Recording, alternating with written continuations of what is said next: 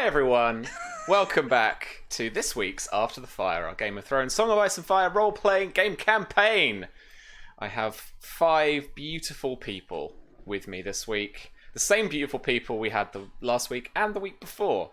As this will probably be us from now on. We usually used to change it up quite a bit. We used to have focus on different people, but you're in the same place. I think it was more of a conscious effort on everybody's part at the beginning of this season. So yeah, thank you for joining us this week. As per usual, we have a juicy episode for you. Hopefully, I've got planned, and we'll see how it all goes down with these fine folk. Let's go around, have a quick chat to everybody, see how they all are. Charlie, Encounter Roleplay, how are you? I'm good. I'm just gonna lean over here. This is how much hair I cut off of Marcia last night. This is my sacrifice to the old gods for today, because I've seen the title of the episode. I wasn't willing to provide actual blood, but you can have this hair. But on a serious note, it's been a busy week because it's premiere week on Encounter Roleplay. Yeah. We got a lot of new shows, and we got to play Crownlands on Monday. Yep. And I've missed everyone so much. I was distracted for most of the episode, so thank you, Sam, for covering during the social intrigue while I desperately tried to fix Moldark. He is now back from vacation, so that's all sorted out. And Good. yeah, it's going well. Put himself in self-isolation. Well, lazy freelancer, what can I say? Fair enough. But I got the wine in tonight. It is Thursday, which means it's semi my day off. And I'm ready for Marcia Greenmont with her fresh cut locks and my hat that's not a crown, but could be. Okay. Maybe take notes of that. All right. Tom, with us again as Enzo, one of my personal faves. How are you doing today, friend? I'm not too bad. I'm a little nervous. I did see what Don put in Roll20. And I'll give you a hint. Well, I'll give you a little taste of what it actually says. It says, effect, Strangler imposes. So that's where Don's at this present moment. So, that's where his mind is at. So it's going to be a good episode, I think. Just pop that together with the title of the episode, and only good things can possibly happen. So, yeah, I'm just going to, try and dance and have fun. That's all I'm gonna do. It's the best thing you can do. I think so, yeah. Just get a bit of ABBA on the jukebox. Hell yeah. A few requests for the DJ. Make sure how you do it. Make sure you finish up the buffet before the catering staff pull it, because it's been out too long. Yeah. Flashbacks to my reception there. No, seriously. All right, cool. All right, well, I'm excited for you this week because we've got little bits of Simon coming back in too. So yeah, that should be really cool. Looking forward to it. Someone else I'm looking forward to this week. Susanna Grace is here. Hello. Hello. I don't know what this was. I've just eaten a chocolate spread sandwich, so I've regressed to my childhood years. You kids with TikToks. What? It's my thing now. Uh-huh. Anyway, while Stan's having a senior moment, I'm very excited to be back this week. I can foresee absolutely no problems at all in Maria's immediate future. It's gonna be great. Hasn't divulged any secrets, theories, tinfoils, or anything to anyone that maybe is a bit dangerous to. Who knows? It's gonna be great. All right. Enjoy. Thanks. And V is back with us as well. Hi V, how you doing? I'm doing all right. Good. I'm terrified about the title of this episode, but Don and I have been scheming, and I'm looking forward to whatever hell Mara and Sam will manage to cause next. Nice. Not that anybody knows that they've caused hell yet, but I'm sure it's only a matter of time, because secrets definitely stay secrets. When there's a massive tournament on and everybody who is anybody is here, and alliances are being made, and you're at a ball you're not supposed to be at. I can't possibly see what's wrong with that. Alliances are being made, aren't they, V? And marriages, Mm-hmm. It was very pretty. There was a God's word and a big shadow cat. I don't. Big screaming tree. Susie, It was Susie's great. already screaming. Yeah, a big screaming tree that apparently cried like a grandmother at the end, probably in fear of what it's going to have to do next. So I've also joined in on Charlie's wine train this evening to cope with whatever it is that we managed to get ourselves into this time. But otherwise, the week's been great. I'm back to work. I'm happy. Yeah. I finally have normality in my life, and I'm back to making games. So Yeah, nice. Cool. All right, friend. Well, yeah, looking forward to it as well. And Don, hello, my man. How you doing? I'm good. Good. I'm very excited about today. I'm not scared of the episode title. It actually, I love the episode title. I've been thinking about it all week. I hope it doesn't. I hope whatever it portends doesn't cancel the tournament, because I really want to do the tournament. But beyond that, I'm very excited. I'm not on the wine train. It's more rum for me. But I'm very excited to be here with everybody and to get to do the second half of the ball and whatever else happens. Yeah, I've had a good week. Nice. Good. Yeah. All right. Well, as have I. We've been smashing out the last little bits of the manuscript of the Spy game. So that should be. We're figuring out back preview very shortly. Yeah, I mean that's kind of about it really. The art's coming along. Can't wait to show that off as well. Got lots of stuff coming in from people on that front, so it's all coming together. I am dead excited, and I got to play Crownlands on Monday. It was awesome. I had a good kickoff scene with Shauna for our little buddy cop situation, and I got myself a squire. That was great. Big Thorn energy. I'm gonna enjoy it. I'm really gonna enjoy it. Yeah.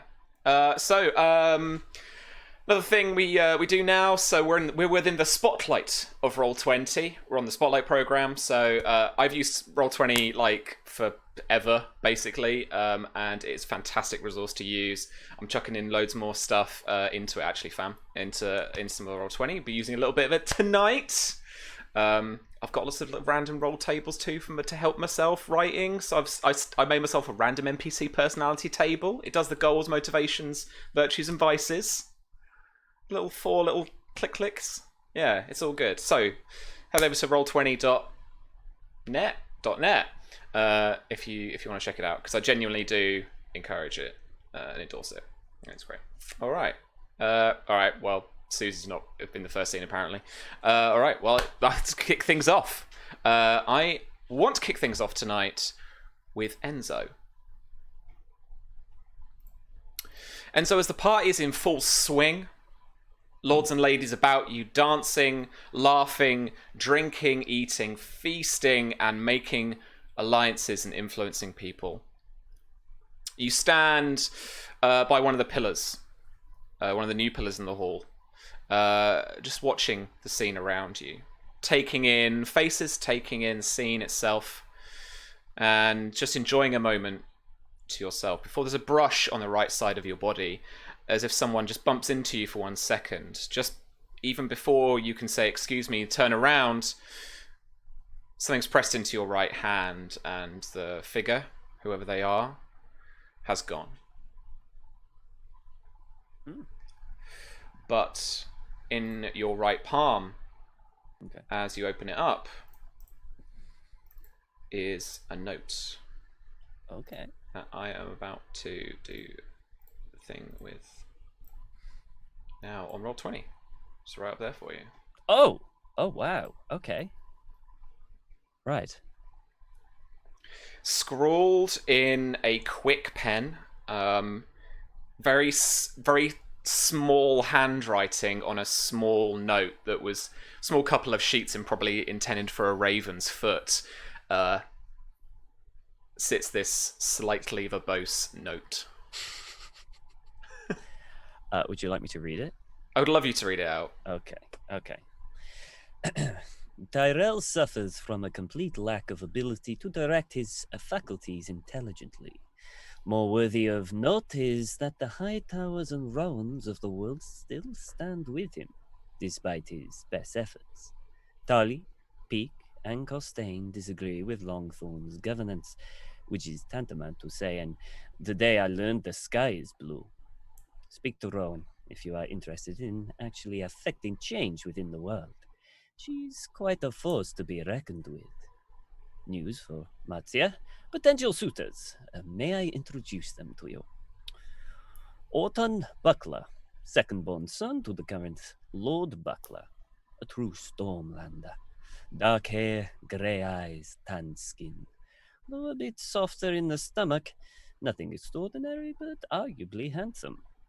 Gideon Norwich, bastard-born son to the current Lord Norwich. No, he is acknowledged, praise be.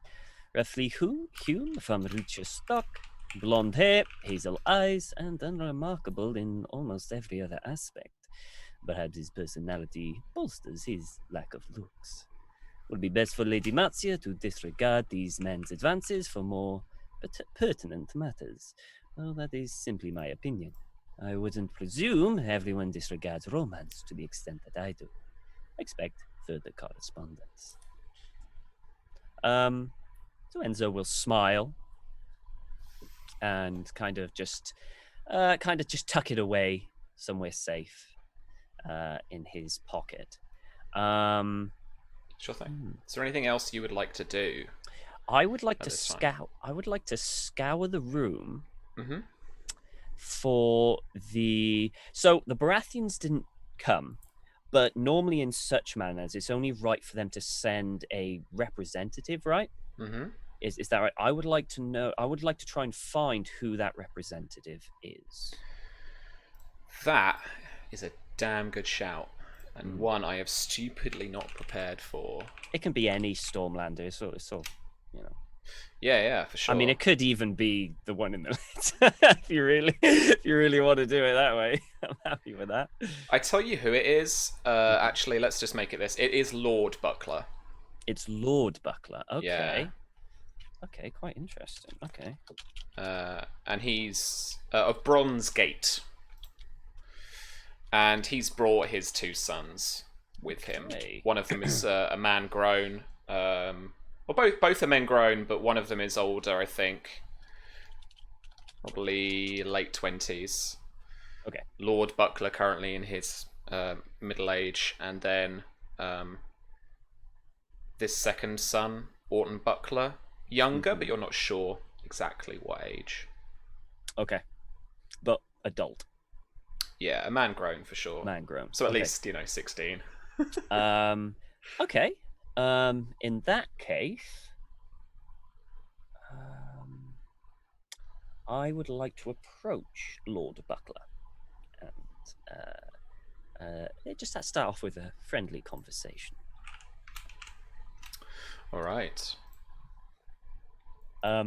So Enzo approaches. He has a glass of wine in his hand. Does the Lord Buckler have one before I approach? He holds, as you can see from your perceptive nature, an empty goblet because of the way he's holding it. Okay. He's kind of holding it quite lazily, as if he's In not that- carrying liquid in it, you know? In that case, I'm going to get another one. Sure thing. It's always polite. Sure thing. And I'm going to approach with the two goblets Mhm. and double check his name before I forget, Lord Buckler. And he'll come up and go, Lord Buckler, it is so good to see you here and representing the Stormlands. And would you like another drink? And he presents the goblet. Do you have with your famous quality, do you have a recognition roll? Something like that? No, I wouldn't. It's more people know. It doesn't say specifically that. It just says you're known. The actual flavor text say you're known throughout the kingdom. It just says you're known throughout. It doesn't Sure. specifically say that. Anything like that. Okay, I'll from tell what you. I can I'll tell you remember. what. I'm gonna steal something from the intrigue rules. Roll me a status reputation test. This is going to be against his passive knowledge. Okay. And what this will do is it will possibly improve your, or worsen if you want, his disposition towards you. Okay. That's 11, because I've just got a 3 status. I've got nothing in reputation. All right. Nice. So you can improve or worsen his disposition towards you as you see fit. Like, if you wanted to lie to this guy and it be easier or something, then... Oh, no, I would very much like him to like me. Cool. All right. Yeah, absolutely. Would very much like him to like me. So Okay. I was just getting things that I should have got beforehand, which I unfortunately didn't. The cheat sheet and everything. Right. Okay. Sorry. So yeah, he'll hand the goblet over. Sure. I think he, as he hand him the goblet, he says, "Watch your jewelry, lads. There's a pirate amongst us." And he, like, you know, where people like slap you on the shoulder, and it's a bit kind of like, Yeah. like, he gives you a good slap. This guy's quite athletic, larger build, rounder frame. Obviously is enjoying life, but is also still got that. He's got that kind of slight Robert Baratheon thing about him. Yeah. Perfect.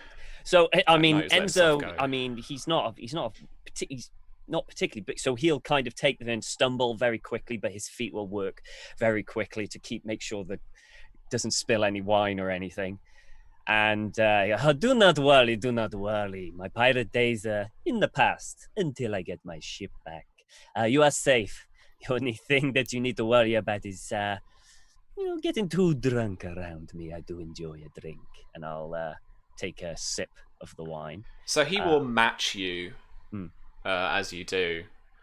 He'll actually finish his goblet. I don't imagine they're very big, something like this, probably. So he, like that, yeah. so he just finishes his goblet and kind of smacks his lips, like licks his lips, and kind of just looks at you. You enjoy? Of course. That is good. It is wine I chose myself. I was but in charge of finding the correct wine for the occasion, and I think I did rather well. Very well done. Very well done. That is good to hear. Are you enjoying yourself?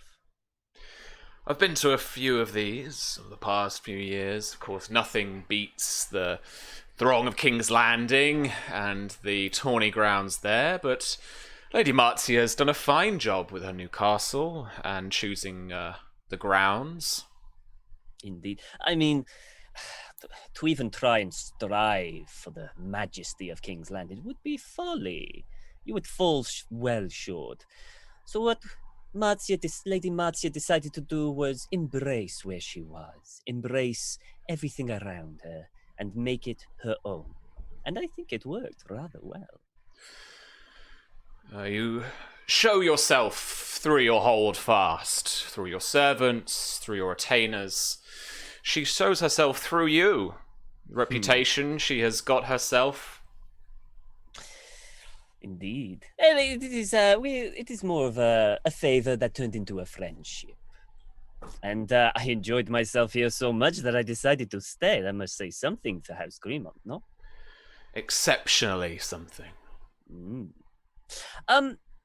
So tell me, Lord Buckler,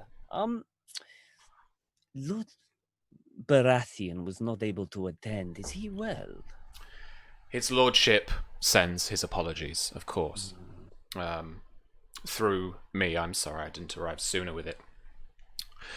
He has to take care of some business at King's Landing, something of a militaristic matter. His hand, Lord Martell, was insistent that Lord Baratheon attend him. Interesting. I hope nothing too serious. I hope so too. If it was serious, I'm sure he would have asked my advice. Of course. It is why you are here, to represent the Stormland's finest. Which is actually why I came over here, not only just for your lovely company, but His lordship not arrive and leave us into a little pickle. You see, Lady Marcia did so hope to have his lordship be one of the champions of the tourney. And alas, he is not here. And alas, that means there is no champion from the Stormlands. Ah, we must have missed that. I apologize. That is not a problem. But something that we can fix right now. You are a fine gentleman. Would you care to take up the mantle of champion for the Stormlands? I reserve my martial abilities now for the actual field, but I am sure my son can perhaps do the job for you. It's not called Daeron because that'd be... Oh my god, that's a terrible name. Cool. Quellen! He just, like, waves over his son, who looks quite dissimilar from him, actually. Okay. Is a skinnier frame, but you see the gait of a knight, at least, from what you can see of how he approaches. And he gives his father just a little nod of a bow, and then introduces himself. And he introduces himself, and he has that look of people that you get all the time that you recognize immediately. Like, they know who you are, but they're still being polite about it. Of course, yeah. So Enzo will look at him, and he'll bow his head slightly. It is lovely to meet you. It is he is a fine son, a fine specimen of Storlander stock, I am sure. But the champion will be brushing shoulders with his Grace Maker. A truly honorable position. Are you sure you would not want to take such a position yourself? I'm going to try and charm the fuck out of this guy. Well, I think this charm will make him like you. This isn't. I don't think this can be achieved through that. I think it's convince it. It's like going to be convince, or you could try and taunt him into it. I think. Bargain if you offered him the payment of the champion's sword. Or that would be bargain, yeah. He's gonna try and just convince using friendly to start off with, but maybe not. But it might devolve into something else. No, that's fine. And to be honest, I want to do this in a simple intrigue. I don't want to. I don't want to do it in a standard. So it'll be just a simple convince. I don't have anything in convince. I'm all charm. The guy already kind of likes me, so we'll give it a go. Here we go. Let's see what we get. 13. Wait a minute. Oh, no, I don't re-roll that. All right, sure thing. You do succeed. I think there's a few more exchanges about what's involved and stuff. What's the one thing that, like, you think gets him round? Because he as I say, kind of more of a middle-aged knight now, wants to kind of reserve his fighting for actual battleground. The way I kind of picked this guy is that he is a staunch Stormlander. He is proud of where he's come from. He's a proud family. And I think Enzo would want to kind of touch more on that. So, like, you'll be representing the entire Stormlanders. Yeah. And it would be a shame if they didn't have a champion representing them, one of true, battle readiness and worthy, and may throw in the sword as well, just to maybe sweeten the deal. Yeah, sure. But then it's your rousing rhetoric that actually gets him. Yeah, cool. Alrighty then. So I would like to open it back up to Marcia and Miria about what's next for the ball and what the strategy is, because I know that you have got a strategy.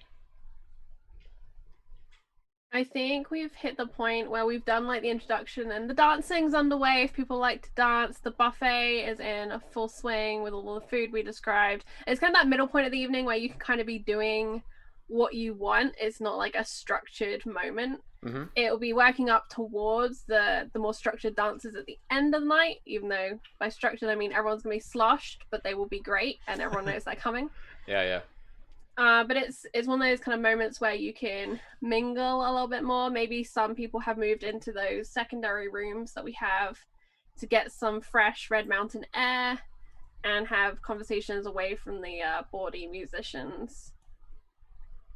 And I think Marzia would definitely have ducked out of dancing a little bit because it is not her forte. Sure, yeah. And she'll be moving around, just talking to people as they seem to be, you know, at natural pauses and things, saying hello, keeping an eye out for where her son has gotten to, although I think for the moment he's maybe lost in the crowd, but she knows that Braith and the head of the Hollowed Hearts are keeping an eye on him, so she's not too concerned. Yeah. As he stays mostly up towards the dais, I imagine, but around there and around some of the food and stuff. Alright then. Is there anyone in particular you would like to seek out? I would like to follow up with Jourdain, but if I happen to see Lady Rowan or Lord Hightower be around, talk to one of them. They are also on my list. So, His Lordship Hightower and Lady Rowan are with,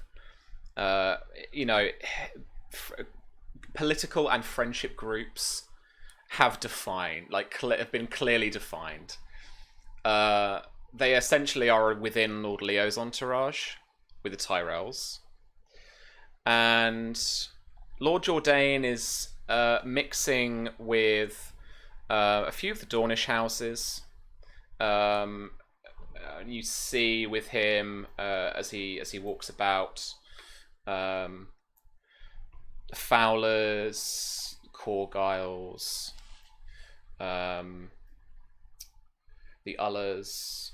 Marzia will head for him. Sure thing.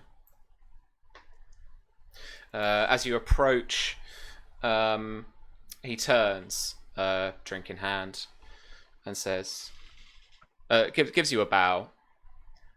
My Lady Marzia, what a wonderful evening. Thank you. I'm glad you're enjoying it, and I hope everyone is. And she'll turn to assembled Dawns. He flicks a strand of curly golden hair out of his eyes and then kind of quietly takes a sip of wine. My Lord Corgyle, my daughter was particularly hoping you might dance. Oh wait, this is Corgyle? She's talking to, like, I am imagining, like, they're all kind of together and she'll direct. Yeah. Took my opportunity to multi-swoop. Is she trying to get him away? Or is she trying to get him to like, actually do that? It's just like a little, hey, Maria wants to dance with you while we're here. Sure thing. Roll me... I'm going to ask you to roll me bluff. Because I don't think this is straight up Maria's asked you to ask him. I think this is this is kind of politeness. This is more along the lines of... Marzia and Maria have discussed Maria dancing with Corgyle. Yeah, okay. I mean, I'm happy to roll the bluff, but just for you, for context, like, I'm not pretending. Okay, then roll persuasion. Okay. Persuasion. Convince dice? Yeah. Alright. Oop. Scroll down. 6. Oh. Wow. I rolled 3 1s and 2 2s. Susie, what happened to us? Lucky. I'm going to re-roll that. Yes. Yes. That's right. We always forget bullshit. this. Yeah, I'm going to re-roll that. I With my have luck for the bullshit. day. 9. All right. That's 3 better. I'll take it. Corgal turns to you and asks, which one is your daughter? The Lady Miria. He looks around the room. She'll turn to try and see Miria. She sang the Dornish song at the start of the evening. Yes. And he kind of finds her and then heads off. Marcia turns to Lord Jourdain. That was simpler than I thought it would be. What can I say? Glad to see that Lord Corgyle enjoys dancing. A lot of men actually enjoy dancing. It is a common misconception. Dancing, if you are taught to dance as you train with a sword or a spear, particularly. It is not the same etiquette and breeding classes as, say, you ladies might receive. But it works just as well. I imagine the Master at Arms saw me attempt to dance and decided it better not to teach me to use a sword at the same time. I would not put a sword in your hand lightly, my lady. You did not seem too pleased with our announcement this evening, my lord. Your engagement? My daughter's engagement. Yes. Yes. It is an interesting move. A bold and, might I honestly say, an obviously political one. In part, perhaps, but they did grow up together in the mountains when all things finally came to some conclusion. Hmm. When eventually she did come home. I'd like you to roll your intrigue initiative for me, please. Roger, roger. Status breeding, right? Mm-hmm. Mm-hmm. 11. That all Oh, came... +2 for head of house. 13. +2 for head of house. 14. No, 13 for me. Oh, you've got +2 as well, I see. I've got +2 for head of house. That's right. Yes, such an interesting turn of events.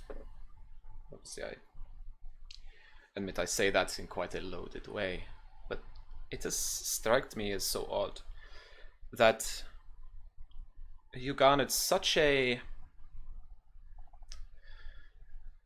friendship, might I say, with His Grace, Prince Maker. And I am to understand that he tore one of your children from your arms, am I not? Not sure I would describe it as the garnering of a friendship, but it was a paid-for alliance at a time when we did not have many friends. That is understandable. But he a possible enemy at your doors, and you turn it around so well. He seems to regard you with some favor. I am to understand. I hope his appreciation of my efforts is merited. I've tried very hard to bring peace and protect people here in the mountains. My lord, I did not come simply to follow up after our dance. Ah. Although I would like another attempt. Of course. I have a proposal for you. And she's going to take a look around to see if anyone's particularly listening in. She's aiming to have this be a slightly quiet proposal, although she's not too bothered about the other Dornish lords. More Tyrell. As long as he's the other side of the fucking room. They are. Okay. I imagine on the other side of the hall. 2 proposals in one night, my lady. Please state yourself. I have much stamina, my lord. Do not worry. The music changes to a bawdy song. Let's pick up one of the cool ones. Let's get my little notepad out here.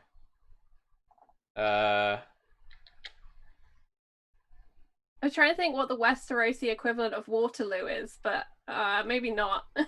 Yeah, maybe not. Hammer and anvil, probably. It's because I said hammer earlier, isn't it? Yep. Did we already have 7 swords for 7 sons? No, I can't remember, to be honest. We had Maids of Spring or something. Right, and we had the Dance of Dragons, right? Yeah, we had that one. That was our big dance. There was Maids of Summer, yeah. We had Bess of the Barmaid already. Yes. That rings a bell. That's the one we had. Then it's got to be like 44 tons. It's 44 tons. Perfect. Boom. Beer song. Yes.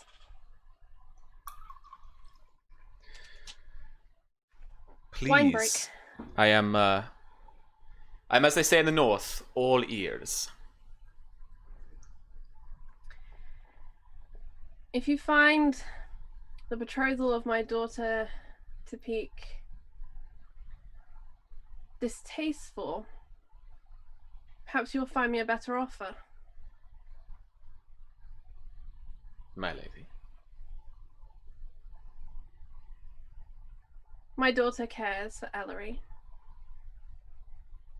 and it would be good to have friends in the mountains.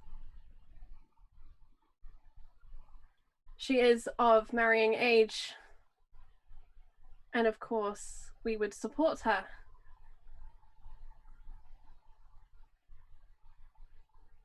The Dornish are a great ally to us, and we wish to maintain peace, improve upon it, in fact.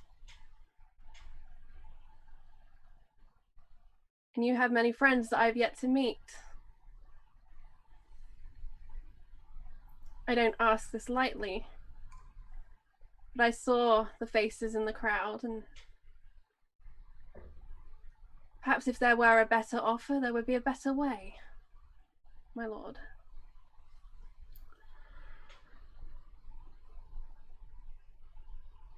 I'm listening. Let's roll some dice for this first exchange. I am actually going to roll an influence, and it's going to be an insight. I'm going to add a bonus dice I've got in my frame because I wanna. 15 against your intrigue defense. Agree. What was that? 1 degree. 1 degree. Then that is going to be 4 composure damage. Okay, I'm just looking at my little. Oh, zoom it in. All right, cool. I will make a note. And remember your DR. Yeah, that's why I was just looking up. Nice. Okay. All right. Cool. Over to your roll, actually. Yeah, I would like to open this as a charm, really, as her open. She was trying her best to improve his mood towards her by kind of making jokes and For sure. being like, yeah, I'm a cool person. I have no bonus dice for that. Actually, I have 3 bonus dice on screen. I'm going to throw one of those in on this roll. Nice. 1 bonus dice. Thank you, chat. And thanks, Apocalypse, for my 3 bonus dice. So that's a 13, Sam. A 13 is 1 degree of success. 1 degree. And charm does something damage. It's awareness, I believe. Oh, good. I have loads of that. 2. No, 3. Okay. 3, because I don't think haunted applies to this. Haunted. Remind me of the text for a second. Yeah, I think it's a -1d to tests for awareness. But I get a bump in something else very briefly in combat. I don't have it written on my sheet. Okay. Well, let's don't worry about it just now, but let's have a look a bit later. And I think it drops my passive awareness, but I don't think it drops my overall rank. Haunted. If that makes sense. Haunted, you take a -D1 on awareness tests during the first round of combat. And you may add a number of memory bonus dice to your fighting skill results, and that's it. Oh, thank you, Tom. That's not bad. Okay, so 3. Okay. 3 composure. Yeah. Okay. All right.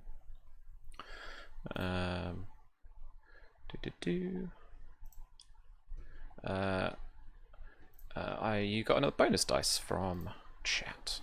as Thanks, chat. Keep them coming. I'm Well rolling done. like trash.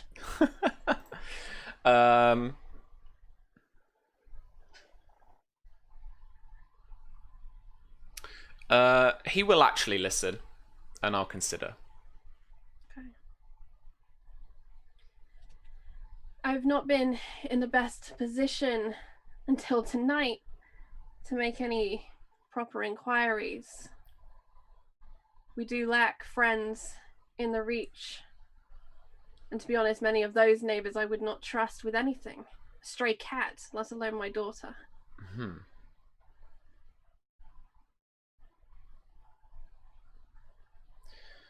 But peace is my intention. A long-lasting, true peace. Actual friends and allies who don't want to kill each other over dinner. Should go to Red Keep. It is much nicer there. More of the Danish influence. I've been there. The smell left a little of a bad taste in my mouth. I missed the Red Mountains. There's so many people in one place. It does something to the land, I think. But it was the biggest city I have ever visited. There are larger, I believe, across the Narrow Sea. Any you would suggest, my lord? I have heard, funnily, that that Bravos is particularly beautiful. I have heard the same. I believe your confidant, Mr. Sal, could probably take you there if he had the inclination, possibly the means. His ship is still in dock, no? Yes, something on one of my many lists of things to give some attention to. Mm-hmm. And so you would have me, what, be some kind of matchmaker? Or perhaps... I would enjoy your counsel. Very well. We're doing another roll for me there, Charlie. Right. I'll get my 2 bonus dice from consider. I'm going with I think convince. She's Yeah. like, this is why we're doing this. Straight to it. Serious business. I'm throwing in a bonus dice as well. Very nice. Plus my normal bonus dice. 17! That's better, Marzia. That's Yeah. what we want. It's 2 degrees of success. Alright, and that's will damage. That's 10. Whoa! It's cheeky. Take it. It's cheeky. That's what it is. Okay. Hey, I don't cheat. I use charm even though it's my weakest stat. I would have thought that if you were looking for a better match, perhaps one of the prince's sons would perhaps be a better match.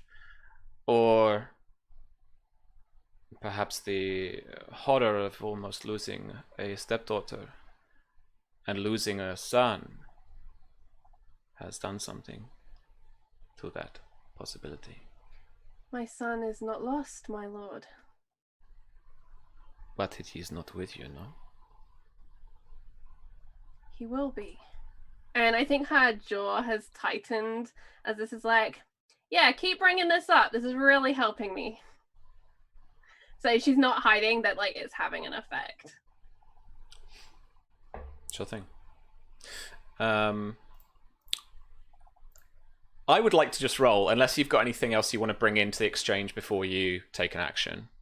Although perhaps, my lord Jourdain, I am mistaken and I should ask someone else. She's gonna threaten to withdraw the request to be involved. Okay, nice. All right. Well, I'm going to roll an insight, and I am going to chuck in one of my test dice from my screen. Coming for me. Oh lordy, coming.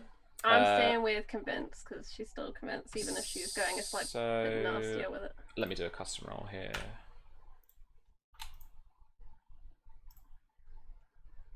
$15. 1 degree. 2 6s though. Oof. So that is going to be another 4. Noted. We're gonna be here a long time. We might be. Another couple of exchanges, and Yeah. I think we'll just like figure They'll out settle the who's. conversation one way or the other. We'll figure out who's got the least composure at the end. Like that. That's a 13, so I think that's 1. It's 1 degree, yeah. 5. Okay. I'd thought that on meeting there was something about you I could trust and was worth pursuing, my lord. Somewhat of a neutral party in a new beginning, and someone who seemed to understand the situation we're both in. Forgive me, I am just trying to understand the situation that you are in. I am sorry for my directness. I am in a reasonable position with His Grace, but His Grace lives at Summer Hall, and I live here. And His Grace is very busy being a prince, and has his own family to worry about and care for. And yes, perhaps one of his children would be a good match for Myria. But it's not one I'm interested in. Perhaps one of his daughters might be a match for one of my sons.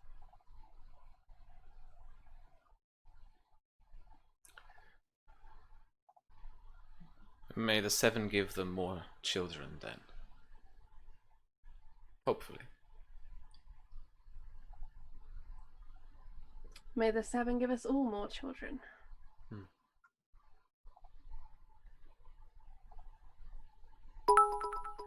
So will you help me, my lord? If the marriage isn't to your taste, if you, of course, are coming around to the idea, then I'd appreciate your support instead.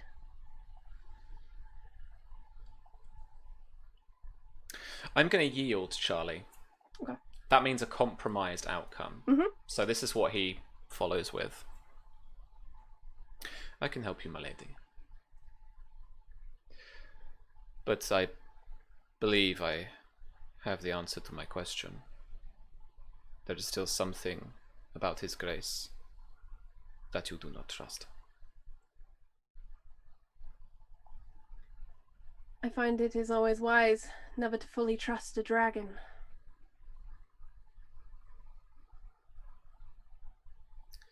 Good evening, my lady. My lord? He finishes his wine and heads for the dance floor. I think she'll glance towards Lord Fowler, who might still be in the background somewhere, and just go and check and be like, hey, how you doing after all that shit that went down? And then Yeah. drift to mingle. Cool, alright. Myria. So while you're while you're being like given Corgyle to dance with, is there anything else that you're doing? Is there anything that you were seeking out to talk to? Who does he interrupt is my question, I guess. So I think Myria at this point is just doing the good hostess thing. Like, you know, she's going around, she's making sure she's talking to everybody. Just like, you know, giving them like, oh, hi, husband. Good to see you. Nice. Glad you could make it. Doing that whole, you know, Sure. do you need anything? Yeah. The hostess routine. She does have some targets in mind. And I think maybe she's working up the courage to go speak to Lord John. Because she owes him an apology when Corgyle comes in. She's maybe just like worked herself up. She's like, there he is. Let's go. And Corgyle's like, fuck. All right. Yeah, you can absolutely head over there. I'm not too interested in like the call girl dance unless you are, but I'm absolutely interested in Lord John. Yeah, I imagine the Colgirl one is maybe a bit awkward because Miria rode down to Blackmont to fight him, you know, with Ellery. She brought troops and support for Ellery, so it's going to be like a, hey. Now I am low-key interested, but absolutely, yeah. So it's a very... you only used to slow dance when you were like 13, and it used to be like literally arm's distance apart. It's one of those jobs, I think. Yeah. I think it's the attempt to like sort of reconcile a little bit there. Like, you know, like it sucked that it happened. I don't want to keep fighting you, kind of. She's going for. So what? Roll me charm. All right, let's do it. Come on, Miria. Okay, do I still get my extra B from, because he's Dornish, right? Yeah. So she sang the song, you gave her the extra bonus. Yeah. And then there's a keep because it's a charm and it's a dance. Okay. All right. Remembering my rules, using them against me. Okay. Rolling 8, dropping 3, modifier 2. 27. Jesus. All right. Yeah. That is a success. So. You know, it's like. By the end, his joints have relaxed. It was kind of just getting going, but then the dance ended, and then we're on to something slow probably after that. The Mermaid's Lament begins to play, a song written for and by Enzo for this moment. Enzo wrote this? Yeah, The Mermaid's Lament. Okay. So it's a song about his ship. And this is the music that you have in the background as you approach Lord John. He is sat with his lady wife like the mother of the bride at a wedding. You know, they're kind of like sat off, like kind of in the corner, whilst all the the friends and I want to say young people, but that wasn't my wedding. All the almost middle-aged people dancing to 90s tunes. No, so yeah, they're sat down, fairly isolated, I would say. I think that's noticeable. So Miria approaches, and she is. You can tell already in her body language, she's quite contrite. Like she's got her hands clasped in front of her, and she's not coming over being like, "Ah," you know. She's quite quiet as she walks over to them and gives them a polite little mini curtsy. They actually stand.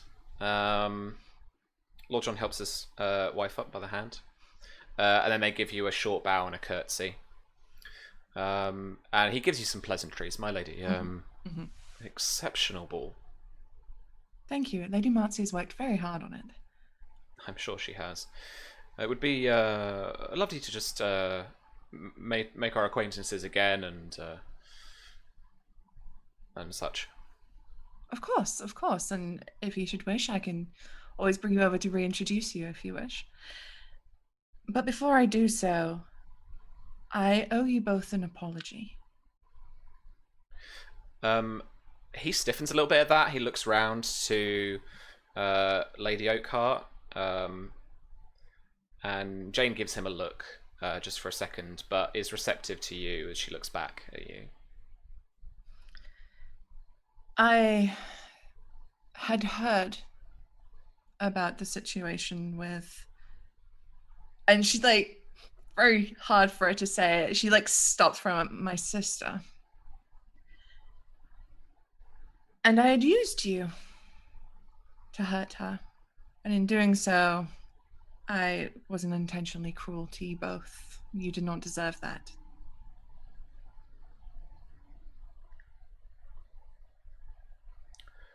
He's silent for a moment, but then Lady Jane looks you in the eye and says, "Thank you."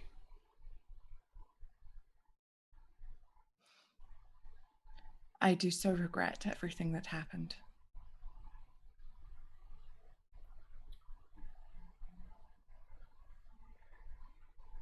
he says, if there is anything you might do to help, we would very much appreciate it. I'll do what I can, though. From my last conversation with her, she seems set in her ways. And they exchange another look, and then Lady Jane says, "Oh, I'm just sorry to hear that." As am I. I'd rather hoped that the relationship between our families could be better than this.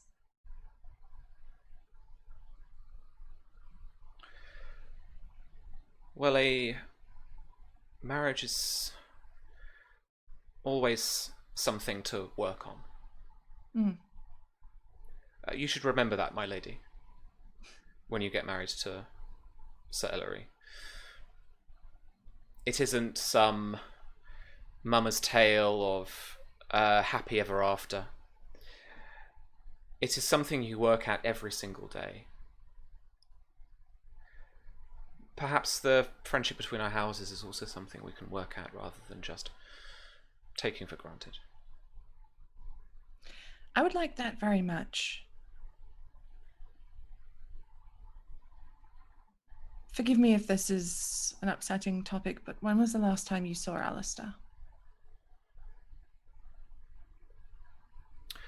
Lord John swallows hard for a second, and then Lady Jane says, "We haven't actually been to see Alistair. We couldn't bring ourselves to." I understand. When I was in King's Landing a few years ago, I went to see him. It's then that Lord John looks up and stares at you. His expression hasn't changed all that much, but his eyes are wide and expectant. He's in good health, and he sends his love.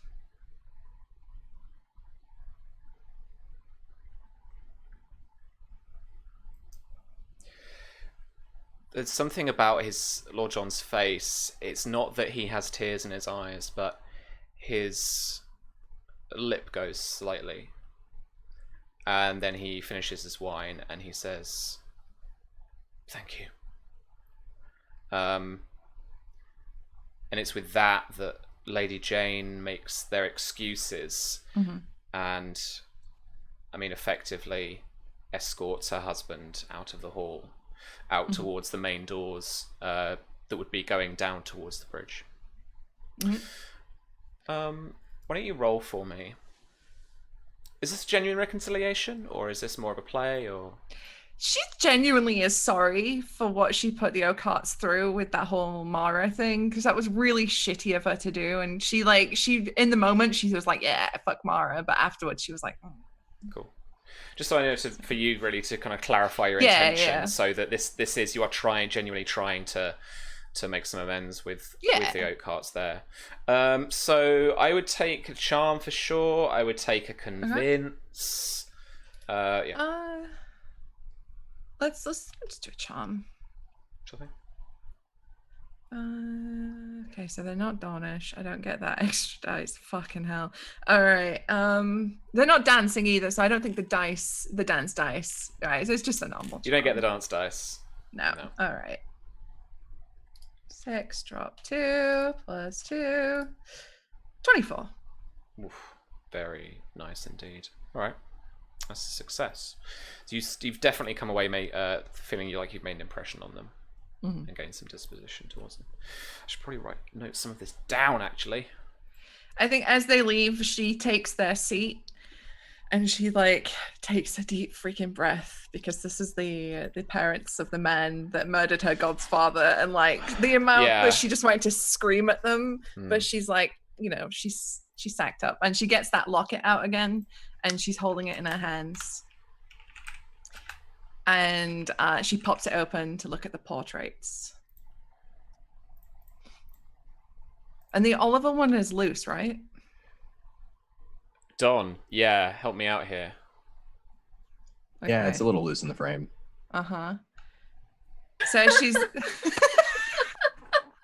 Uh-huh. One. So Miria looks at the one and notes that the Oliver is loose because the first time she saw it, like she didn't really have much time to take it in before she's like, oh fuck, we gotta go, showtime. So she sort of like she's futzing with it, and I think it probably comes out as she's messing with it, trying to like fit it back in. She's like, fuck. Okay. I mean, okay. There is something behind the portrait in the locket. What's behind the portrait, Don? So behind Oliver's sketch, as it pops out, you see letters, words written in ever smaller concentric circles, carved with a lot of care and very tiny calligraphy. And the words behind his sketch say, I am yours until there is no music left in the world, until the sun turns black. Oh. Okay, thanks, Don. And I think she just has a quiet moment while there's this slow, sad song playing, whatever. She's just looking at this locket, just having a moment. That's beautifully punctuated. It's very Game of Thrones. Just reconcile with an enemy, and then you're reminded of your dead god's father. Fuck. Nice. All right. So let's move over to Mara and Sam. So what are the two of you up to as this is all going about?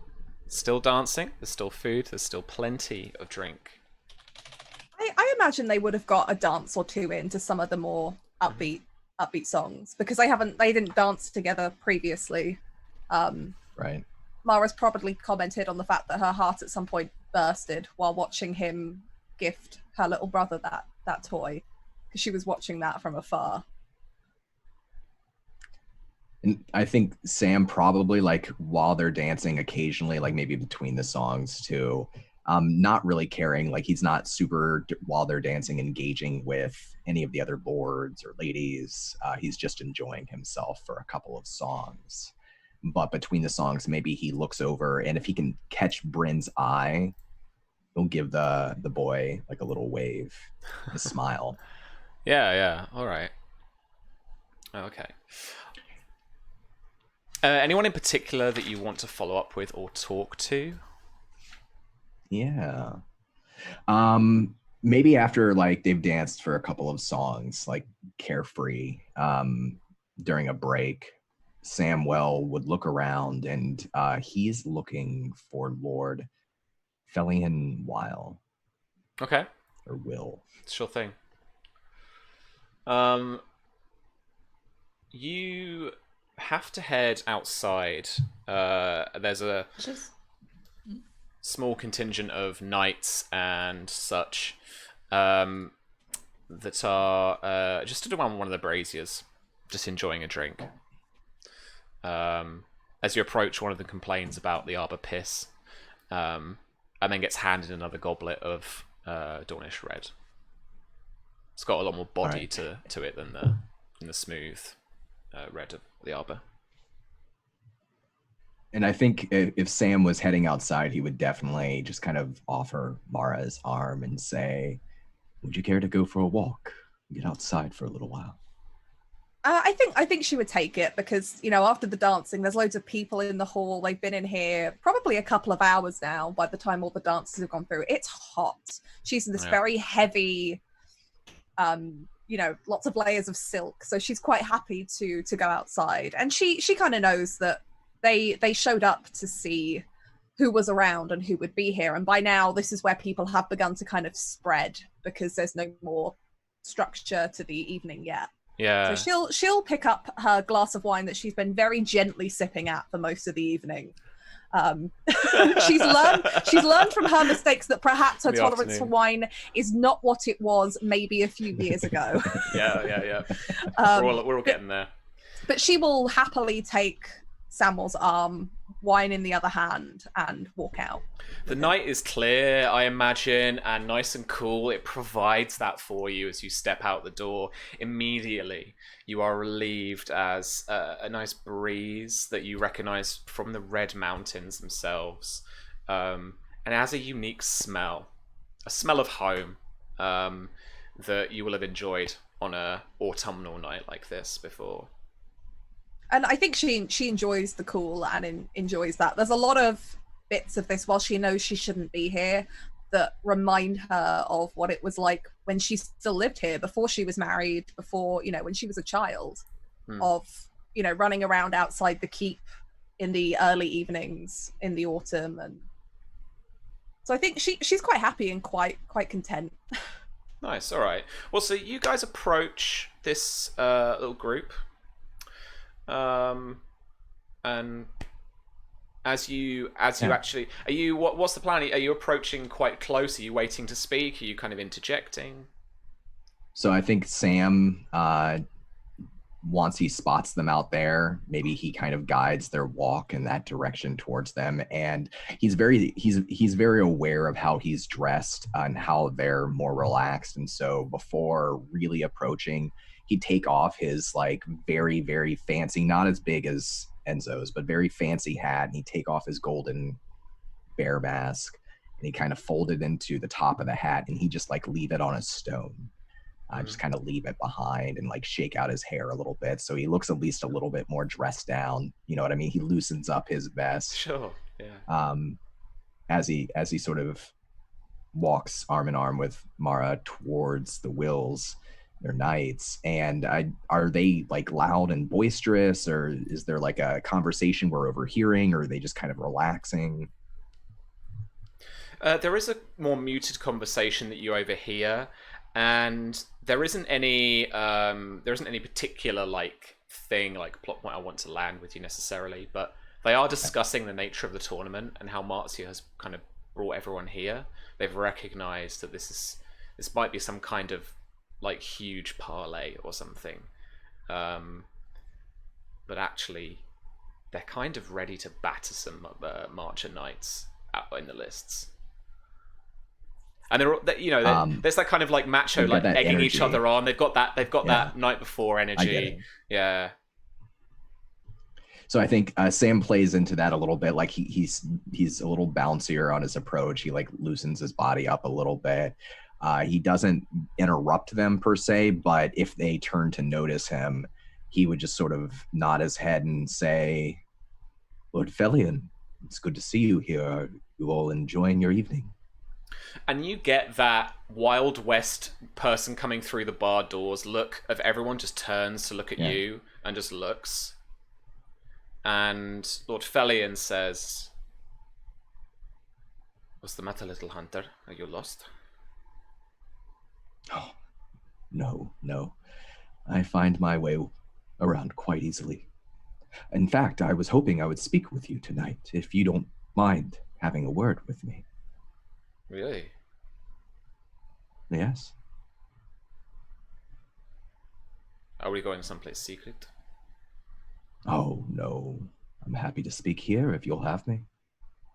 Please. And he passes you the goblet that you notice is the goblet of Arbor Red he rejected earlier.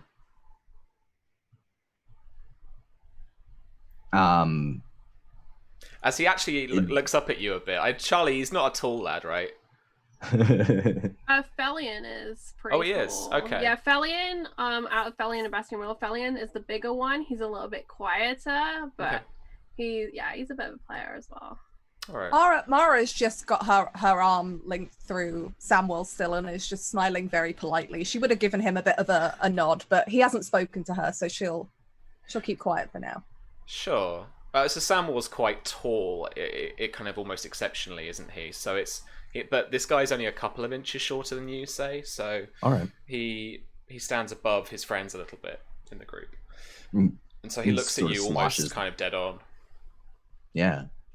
Well, I think Sam is happy to be eye to eye with somebody, or at least he appears to be. He sort of sloshes the wine around a little bit. Is it a full glass? He's getting to the bottom of it. Okay. Yeah, he'll take just a sip then, if he's not the first one who's drinking from it. And he'll say to Lord, I'm very much looking forward to being challenged in the tournament tomorrow. I know that you and your house are great warriors. A couple of his friends Are you basically giggle. Are you participating? Oh yes. Oh, excellent. Are you participating in the joust, in the melee, in archery? Of course. As am I. Us Thornish men are not bound by one discipline. And I appreciate that about you. I've always found the Dornish to be much more well-rounded than the clouts I live with. There's some difficulty you had down at Brimstone, no? It's true. It was an ugly business, and I regret having been sucked up into it at all, to be honest. I don't blame you. The others can be particularly fierce cavalrymen. And the Corgyles on their heels? Oh. You are lucky to stand here today, sir. He does choke up a little bit.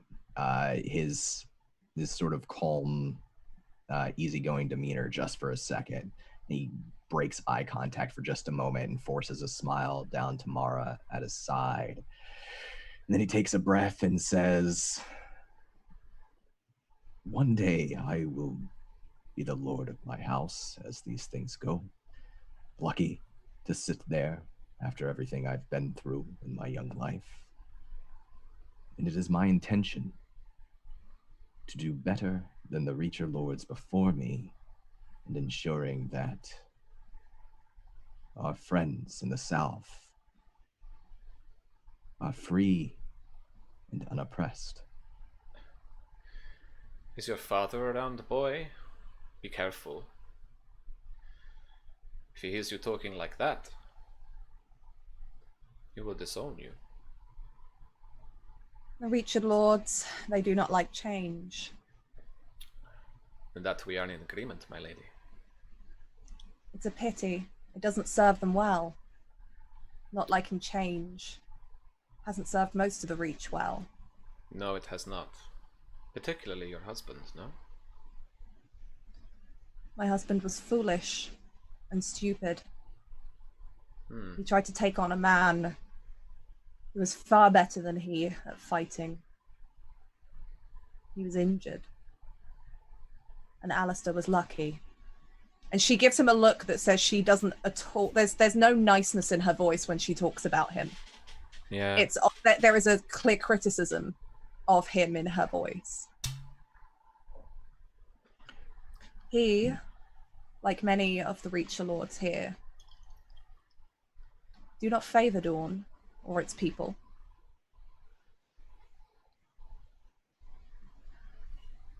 And I will never really understand why they cannot let go of past transgressions committed among people that no longer breathe today. May I ask the two of you, is there a point to this? Yes, actually. The old men who rule the Reach are a dying breed, one way or the other, as all men do. Their time will pass. Valamagulis. Valamagulis. And I don't care what they think of me, because it is not them who will determine the future of our kingdom and the other kingdoms around us. It is those who are younger. And I want to make friends and allies. I hope with you. And that's why I would like to give you a word of warning, Lord Fillion. The kind of disposition of his friends starts to change, to start to square up around him as you say that. I think Mara probably notices this and tries to step in a little bit to calm. We don't come bearing you any threats, my lord. Believe me, you are not the only one that wishes to see the Reacher Lords perhaps stop overstepping their place into Dawn and other places they are not welcome. There are many in the Dornish kingdom who would be of the opinion that Sir Ellery is overstepping his bounds.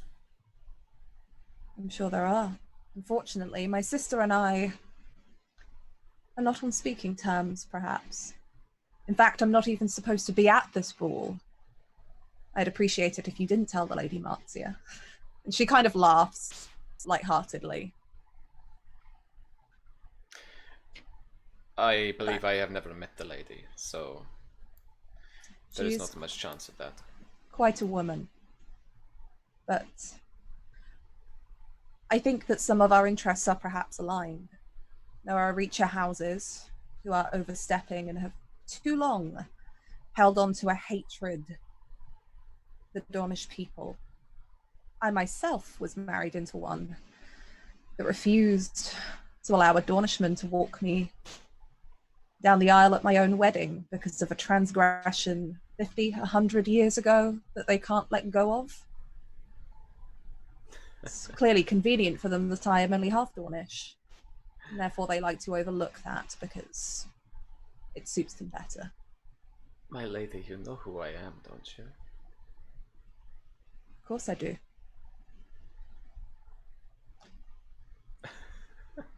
I am of the opinion that houses that harbour such hatred for people, that they do not know how to let go of, that they let ruin the lives of people who are not responsible for those wrongs.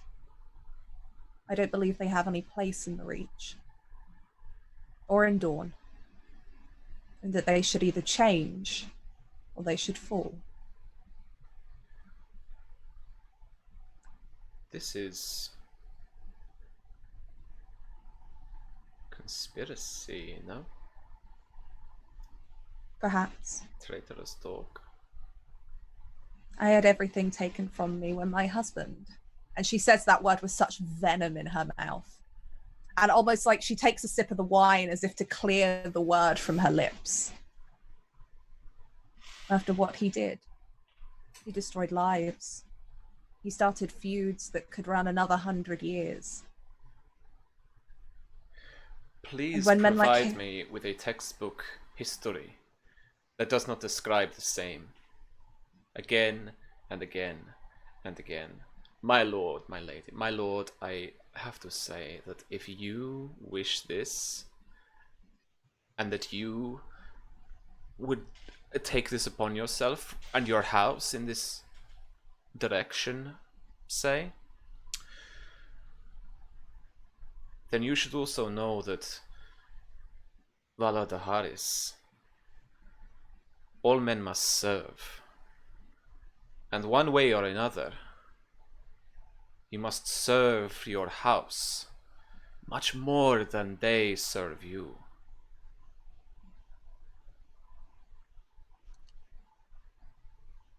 That is very good advice, my lord, and I intend to do just that, and to serve more than my house, but the entire kingdom around it, a kingdom that is washed in war and old bitter rivalries, one that has lost its way in time and time again, erupts into bloodshed. Perhaps that is naive of me to want to stop that, but that is how I will serve. And for you and your men, I just want you to know that there is a person here at this feast, at this tournament, and I am worried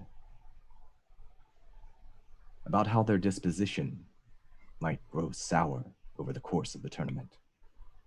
What they might do tonight or tomorrow night, or after the tournament's over.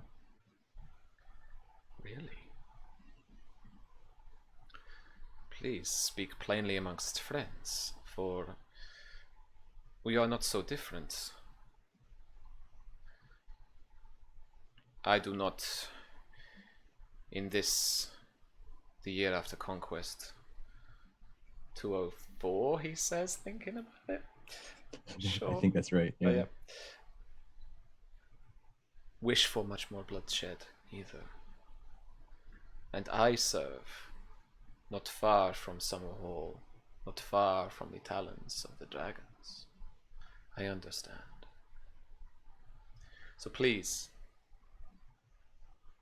who is this conspirator? Perhaps we can keep an eye on them together. I would like that. Keep your eye closely on Lord John Oakhart. I do not think that the next few days, well, watch him and his people. Do not let them surprise you. Very well. On a lighter note, I hope you will teach me a thing or two during the tournament. I very much look forward to facing trained and experienced warriors. It is a shame that I cannot challenge you in the first joust. Perhaps we will both make it to the second, then. It would be sad as well if we both make it onto the champions podium and could not exchange lances then as well. Well, I will look for an opportunity, and I hope you do too. Thank you for giving us just a few minutes of your time. I do hope you enjoy the rest of the evening. Please, not at all. I believe the festivities are about to start again afresh. I think perhaps for us, the festivities may be coming to an end. As I said, being noticed here would not do well with the Lady Marcia. Oh, please. Well, just one more dance. You have your mask. Glances back, like the very vain part of him is like, oh wait, I hope nobody took my mask. And he like looks back to where he set it out on the rock. Yeah. He looks down to Mara and he says, oh, I'm happy to stay for one more dance or to take a walk. Either way. I too am happy for either.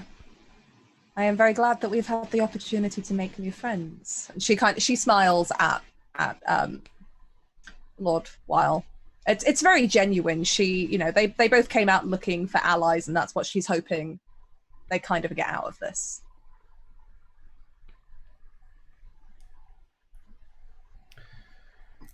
The sirs in front of you give you a short bow, and then head back inside as the more organized part of the evening is about to commence. Some of the more dances and stuff.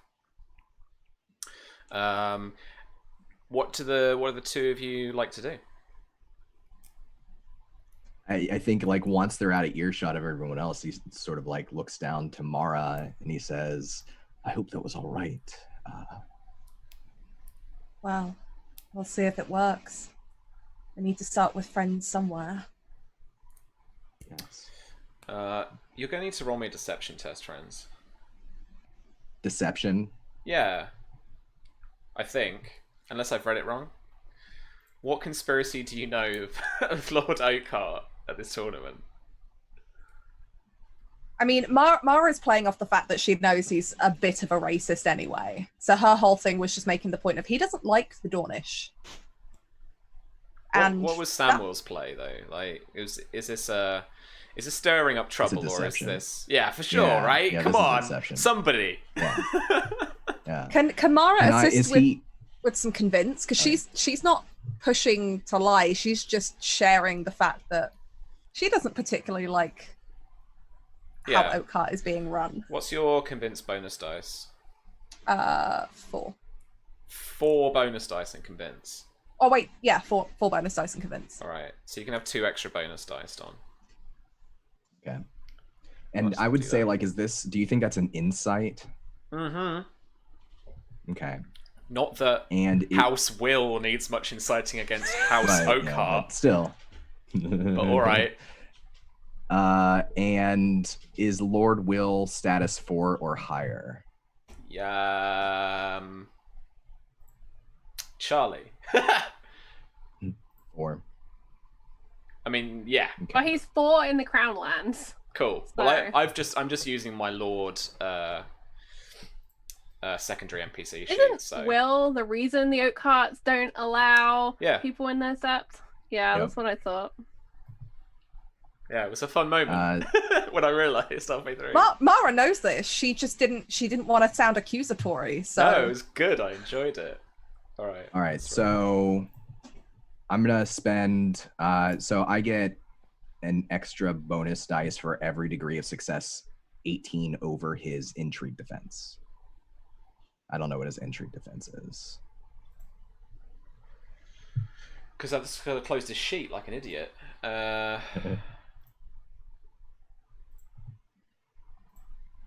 So this status test is 2 degrees, just shy of 3. 2 degrees. Okay.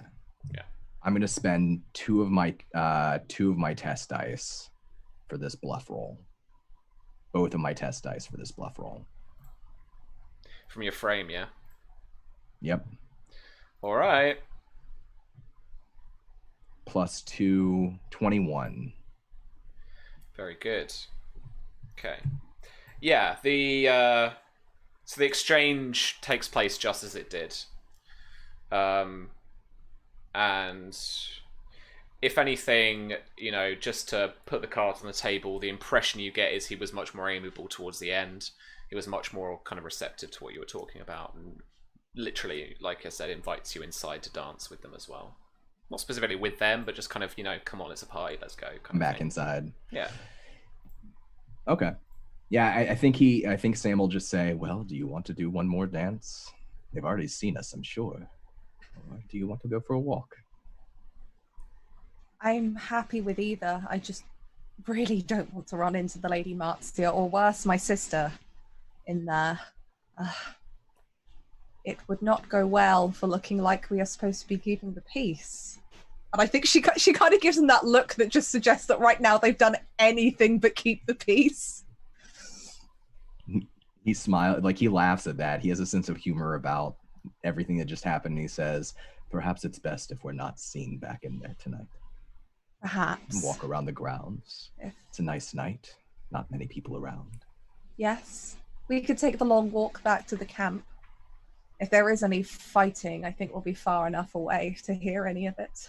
She just kind of laughs. She doesn't really think that, a fist fight's going to break out tonight.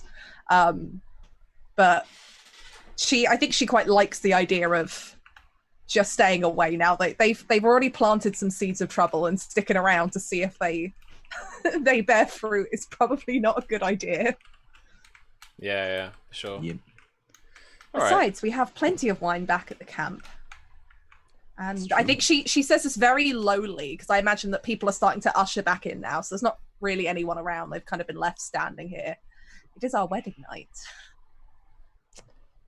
That's also true. I hope Gregor's fun. somewhere else. I'm sure by this time he will have had a few extra cups of wine than he'll tell us that he took from the barrel, and is probably fast asleep and will wake up in the morning in a panic looking for your armor. We'll find out. Let's go for a walk. All right, let's head back. Right off the mountain, over. down a precipice, into the stream, carried out to the Sea of Dawn, keel hauled onto some boats, swallowed by a kraken, spat up in Tyrosh, and stomped on by Bitter Steel. Thank you. I mean, Essos doesn't sound like a terrible place right now after, Blackfyre move out. It's just a holiday in the Free Cities. Why not? Yeah. There's so much wine there. Oh my god. Okay. So I'm going to head back into the hall. Charlie, Susie, Tom, anything you guys want to chat together about? Any agendas you still have? While the dancing begins again, the more organised dances. Probably starting off with 1,000 Eyes and One. Okay. As a tune. Tune. I like the chorus where they go through how many eyes the raven has, and everyone shouts out 1,001, and then they do a 12. It's beautiful. It's good. Marcia wants to catch up with Enzo because they have a problem, and she hasn't had chance to solve it yet. She's been very busy slighting the Tyrells, dealing with the Dornish, and standing on people's feet. Fair. Okay. Yeah. That's what I would like to do. And probably catch up with Miria if they pass. Ships in the night. Hi, bye. And Miria is she's talking to a lot of people, like as she's dancing, she'll try and just dance with as many people as she can just to make her face known. But she's particularly going after like the Dornish lot, because that's where her heart is at the minute. Like she's stuck there at the minute. I mean, obviously she's not going to snub any reachers that come over, or like she passes. She's not going to like fuck. But just in the face. Let's push the face away. Enzo still needs to find himself a knight. Oh yeah. Yep. I was tempted to kind of piggyback on Lord Buckler and say, well, I got you a champion. Could you do a favor for me? But if, I might just get a lowly hedge knight and just say, mate, look, here's a gold dragon. Where was Destiny? I would allow you to spend a Destiny point to have you make that happen with Lord Buckler. You know what? Done. Because it just adds that to the scene. Yeah, done. I'm happy with that. And I'll spend a Destiny point to do that. I think it's a bit smoother not to revisit that. So yeah. Yeah, he agrees. It's like, I like to imagine you just kind of slip that in at the end. Yeah. Like, oh yeah, I just got to sponsor this other guy. Yeah, I've got a friend. I did a favor for you. Now I've got a friend. He just sign it. His name, Sir Wolf. That's all it is. Just put in Sir Wolf, and that's all. You can rub your head, away with it. You give him the papers for the sponsorship as he's in his probably his second bottle of wine, or he's in his cups at this point. And he's with his mates, and he's it's kind of with his entourage and his people and his fellow Stormlanders. Kind of, they're probably shouting some kind of equivalent of like a Stormlander football chant. As he's like, "Yeah, I'm gonna fucking go to war again. It's gonna be ridiculous," and they're all laughing and joking, and he's actually egged himself on. He's all encouraged himself that he's gonna have a fantastic time. Thunder, and then the stomping in the corner from the tables. But apart from that, I think Enzo's pretty much done. Apart from have fun now for tonight. All right. He might actually. You know what? He might actually try and search at one point for Samwell and Mara. He wants to dance with them. God. Dance. Okay. Well, why don't you catch up very quickly first, if you want to chat roleplay for a couple of minutes, if you feel you need it, and then head off to try and find them as they turn and walk off into the sunset. Yeah. Thanks to So the if, nice guy, I suppose. unless does Miria or Marzia want to talk to me before I do that, or yeah, for the I'll catch up. grab Just as I'm you about to. really quick. I think like she sees you by the door and is like, Mm. Enzo, Yes. how is everything going? It is going very well. I feel everyone is having a very joyous occasion, dancing, drinking, laughing. It is going quite well. Have you found a champion? Ah, yes, I have. The good Lord Buckler, he was sent, the Baratheons sent him in their stead, so it should serve as a champion of the Stormlands. I should never have doubted you. And she pats you on the shoulder. Ah, I am happy to serve. Is there anything else I can do for you? I am pretty sure war is approaching rapidly, but Oh. everyone is drinking and dancing. So Well, for now, no. good. I don't think I could do much for war, but dancing and drinking, I think I can help with. You owe me a dance later. Do not forget. Of course. Good. If you see Meria, send her to find me, won't you? Yes, of course, I will do so as soon as I find her. Think Probably anything, around some Dornish lords or something. anything I should know, Enzo?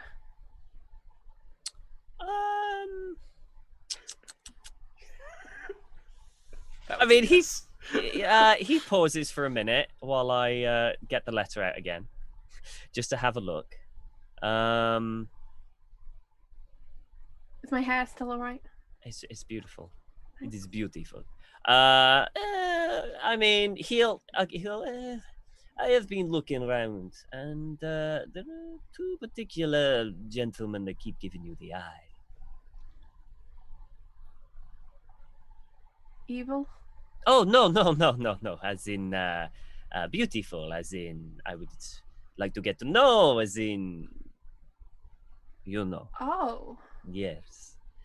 From what I've seen, I'm sure many people are looking at you at that thing, but this is a little different. Right. Would you like to know who? She looks around.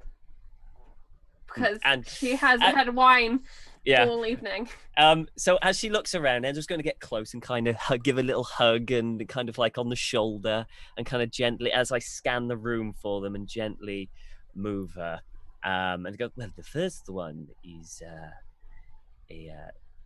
do I know if these aren't knighted? He didn't say if they were knighted or not, did they? No, he didn't. Okay. Orton Buckler, the second son of Lord Buckler. The Oof. champion?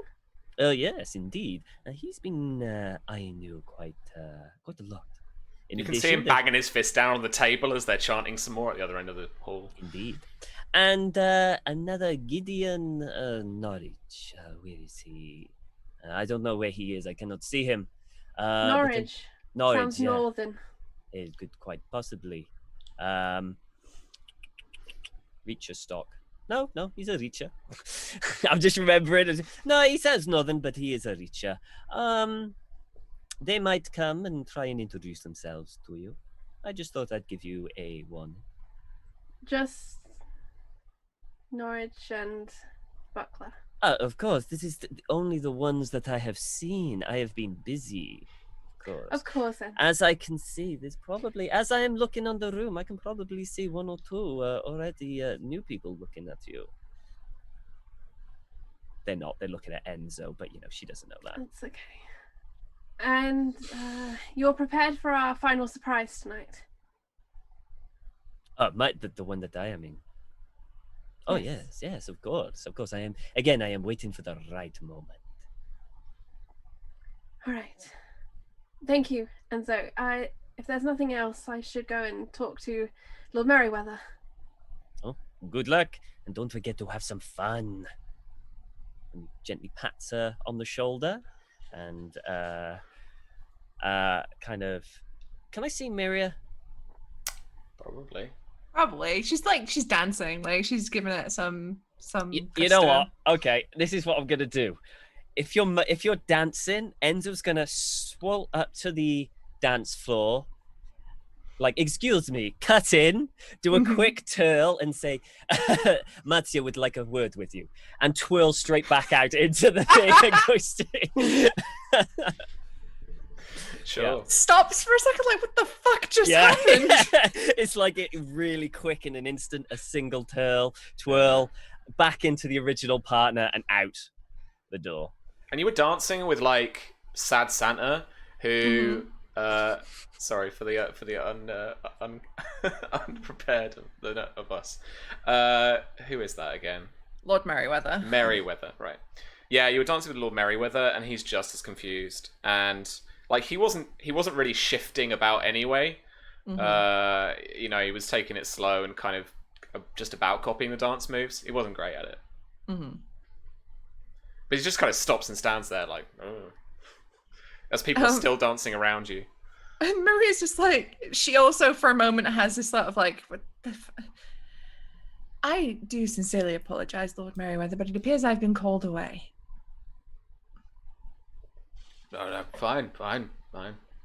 Then she He bows. And he kind of patters off.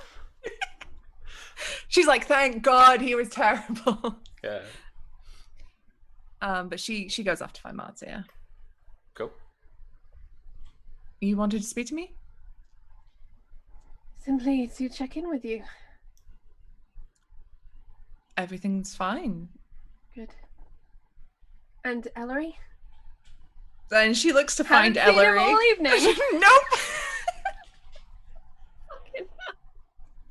We've learnt nothing about supervising the boys of this house. No. And Miria kind of has that like, oh shit. I was planning on having a dance with him or speaking with him later. He's off with other lords talking and whatever lords do. I didn't want to intrude. Of course. No, I'm sure you're right. You're okay? Indeed. I'm all right. I did just speak with Lord John and Lady Jane. How are they? Very upset. I can imagine.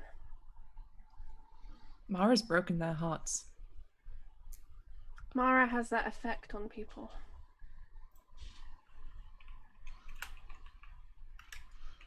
They want to reconcile. In what way? Forge a new bond between our families.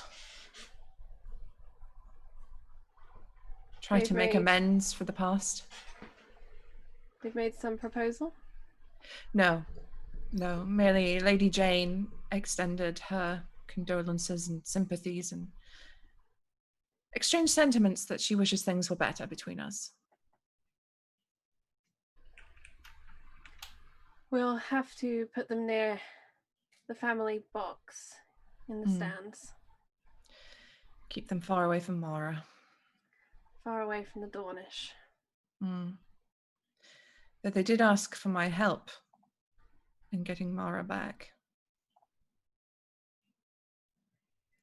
And you see Marzia bite back a comment she was about to make. I will speak with them tomorrow. And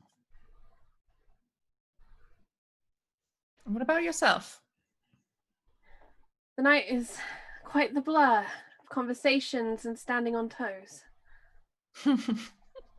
I think Enzo was a little over-enthusiastic in encouraging me to dance at all. Not at all. You should have every right to have as much fun as the rest of us. Should have seen Lord Leo's face. Did you stand on his feet? More than once. And Maria like genuinely belly laughs. Only once was intentional. Oh? Well then. Should I go make amends? Actually, that would not be too bad an idea. That was a joke. What do I have to say to Leo Hightower? Not Hightower, Tyrell. I have no idea. I can't think of a single nice thing to say, and we have to talk to him at some point. Huh. Maybe not. You spoke to Lord Corgyle. Yes, I did. extended my apologies that our relationship should be so hostile. And I feel by the end of it, we reached an accord. Good. Well, tonight is going as well as we could expect. No one has done anything too severe that I'm aware of. There's been no bloodshed yet, which I count as a resounding success. Words, Maria. Well, the night is young after all. Nor those words, Maria. I heard the same words before. Oh. And there's like that, like, the mood just nosedives. Is there anything else you need? No. No. Then I have some lords to speak to. You're beautiful. Thank you. If you see Lady Dane, please point her in my direction. Irina or Diane? Either, but mostly Irina. Of course. Thank you. And then Mary's just gonna like twirl off. All right. So you've got some more lords to schmooze then. Yeah, she's going after like Fowler, Will. It'll be a really like juicy one. You want to dance with Will? Yeah. Let's do it. I think she just sort of like, I imagine like the Dornish lords are in like their own little bubble, right? Where they're hanging out. And I think Maria, before she smoozes over to him, she like has a quiet word with some of the musicians to be like, play me something upbeat in Dornish. The Dornishman's wife. Yes! Yeah? All right. It's the only tune they know that fits the category. Charlie's going to actually personally kill me, Susanna Grace, IRL, but Maria's living for it because she knew this was Oliver's favourite song. This is the scene, I think, honestly. Is there like lads strutting onto the dance floor as you're with the musicians and they cue in the Dornishman's wife, which they all kind of like, they get a bit pissy about, but it's kind of funny to them as well. As I imagine it's a song that's from north of Dorne and it's a bit of a piss take. But they're enough in their cups to kind of take it and actually just be like, no, fuck it, we're going to dance here. Who gives a shit? They're grabbing some partners and stuff. You manage to interject with Lord Felion. Artsy at the edge of the scene turns in horror. Just out from behind a pillar. Okay, fucking killer. Yeah. Okay, Susie, roll me, please. Why are you picking all these lords I haven't written up properly? Because they're all gonna be rubbish. Agility. Yep. Breeding. Okay. All right. I'm gonna add a test dice to my DB from my. I'll go ahead and add one of my bonuses. All right. Oh shit. Okay, let me change that then. That should be. I'm gonna give him +2 for head of house just because I can. So that's a 9 difficulty, basically. 15. Nice. You are more agile and elegant than he is. Of course I am. All right. You are dancing away to the Dornishman's wife quite happily. No one knows quite how to do this dance, so you're kind of just making up the medieval moves as you go along. Yeah, and I imagine because it's something Dornish, right? There's a fair bit of spinning in it, and she's making full use of these sleeves and the silks of her skirt and giving it the whole like ruffle and nice. Like, she's giving her some. I've got a full Knight's Tale going on where he just makes up the dance. Yeah, 100%. Cool. All right. Well, you get to open the exchange, so. Okay. And she'll say, "My Lord Will, do you know who I am?" Yes. I'm surprised to see you greet me so warmly. I'm surprised there's no dagger at my throat. Charlie, can I just ask what relation he bears to the late Lord Will? of He is season the 1. son of the late Lord Will. He and his sister have a contested situation going on in the Crownlands. His sister is actually the elder and therefore could inherit in Dawn, but he is making his case Crownlands timeline. Okay, cool. I bear you no ill will. Only your late uncle. And he kind of twirls again, and then as you do another dance move, he says, and that situation, by all accounts, has been resolved. It has. My uncle was killed at Vulture's Roost. And Blackmont going to your betrothed. Yes. All right, this is quick, so you better have Yeah, really yeah, okay, considered so, or what? I don't know. But Yeah, she's gonna take a moment to retarget, right? Just to see what is going on with his face. perfect. So roll that for me. So, shit, what's retarget? Where's my cheat sheet at? Where is my cheat sheet? Awareness, empathy. Okay. Mm-hmm. Awareness, Versus empathy. my crappy secondary character Lord's deception, passive deception. 12. Excuse me. He is indifferent to you, Mm-hmm. and he has not used a technique yet. But you Okay. get +1 dice on your next persuasion or deception test against him. Nice. Okay. He is gonna no. Oh, hello. All right, that's where I put the dice. Apparently, he's gonna do a taunt. Oh. 17. Yeah. That's gonna be 2 degrees. It's all right, isn't it? Secret Apparently tasting. that's where I put the dice, friends. Oh god, a taunt is awareness rank, right? Yeah. So 4 composure damage. Oof. Okay. All right. Not too bad. I see what you're at, Felian. This is weird. I'm role playing with a character I've role played with in another life. Blame Charlie Smith. Charlie Smith. It's so hard. I have to break out of not being Allegra and flirting with him. Yep. So Miria, she kind of looks him over and sees like his sort of general demeanor.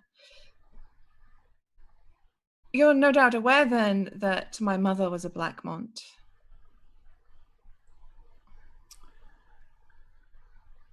Well, it is not your father who has the yeah, I was going to say, what's the word? Inheritance? No, ancestry. Ancestry. Yeah. Mhm. It's not your father who has this Dornish ancestry. Miriam's like, Mate, I'm giving myself a bonus dice for that. yeah, it completely throws her, I think. She's Nice. just, All right. for a yeah, moment, yeah. she's like, fuck! Huh? Hey, hang on, is there like something I could do to see if she can disguise that? Absolutely. I mean, so you can withdraw will deception, will dedication test replaces your intrigue defense. That's most appropriate. Okay. Yeah, okay, let's try it. Okay. 106! Wow. Let me roll that properly. 15 plus 15 plus 59 plus 17. Don't think that worked quite right. I don't know what you just did there. That I didn't rolled work not either. right either. Just roll Hang on. 4d6. Yeah, I'm just going to roll 4d6. What is going on? 15. Okay, that is actually better than my intrigue defense. Okay, that is your intrigue defense as you clam up and kind of hold yourself a little bit. He notices your movements have stiffened slightly and he asks, "Have I touched on something, my lady?" And she's like, Seems I have pressed upon a wound. And there's actually, annoyingly, I think, if that's okay, a bit more of a closer dance at this point. yeah, As the yeah. dance goes, they're now actually quite close together, and she can't like for the situation, she can't escape very easily. Yeah, for sure. from- Like she's in a much closer proximity, so she can't just be like, bye. Yeah, Um, for the social norms of it and the dance. Yeah. Yeah, I think so. You may have, but not intentionally. I take no offense. Sweet. So you rolled your thing. I'm gonna. I am That's gonna her read- response to that. I'm gonna read target. I'm gonna add a bonus dice I have. Ooh, Wait, I added a bonus dice earlier, right? I said that. I've forgotten. now. yes, but Yeah. you've got shitloads. Yeah. I'm gonna take 2 off, apart from as opposed to 1. So add a bonus dice. Oh, 12! 2 6s. I make a crit Webby. It's back. Doesn't do it though. No! Oh, fucker. 16. Is since it? I am treacherous. Shit. All right. It's a good talent, isn't it? It's very good talent. Very good. So she sort of smiles. My god's father was in Ironwood. And while I was in Ironwood, I learnt more about the area. And for a while we were neighbors. We were? Yes. I'll be honest with you, Lord Will. I would much rather try to build a friendship between us. If I am to be living at Blackmont, then I would like to know that my friends in the country are there. There's a kind of spin out, and now the dance is moving around a bit. And then it's much more of a distance. But he says, and what would a house halfway across the Red Mountains be able to help you with exactly? Unless you are intent on going back to Ironwood. I may travel, she says incredibly unconvincingly. Wow. She's like, I think for the first time in a long time, Mary is like way out of her depth here. Like she thinks she knows what she's doing, but when it's come up with someone, she's like, fuck. So She's really not on her game. I have never done this. I have never used this. I don't think it's quite right to give you like -5 flat modifier to your next roll. But this is like a minus. something. This is like a -2 or something. Yeah. Because that was just like landing in it. Yeah, for sure. Yeah. And it is like it legitimately is a bit of a stretch. Like they're basically on the border of the Stormlands. That's their main concern. They're just south of Summerhall. Like, that's great. I'd love a friend in Scotland. I'll never see them. Hey, I went to visit my friend in Scotland. No, that's fair. You're a better friend. I'll keep a boyfriend in Canada. It'll be fine. I mean, it was. Okay, so yeah, she's just lying. Deception bluff, I guess. Sure thing. -2. -2. 10. Is 1 degree of success. No fucking Just way. yes. Hang on. It's not 10. It's more than that because I've got benefits. 1 second, I forgot. That's okay. Susie will look at her benefits while we sit here. and Add wait. cunning rank to all deception test results, so that becomes a 14. Oh yeah, sorry, Add half treacherous. persuasion rank to deception, so 16. 2 degrees of success. Yeah. Okay, that'd be 6.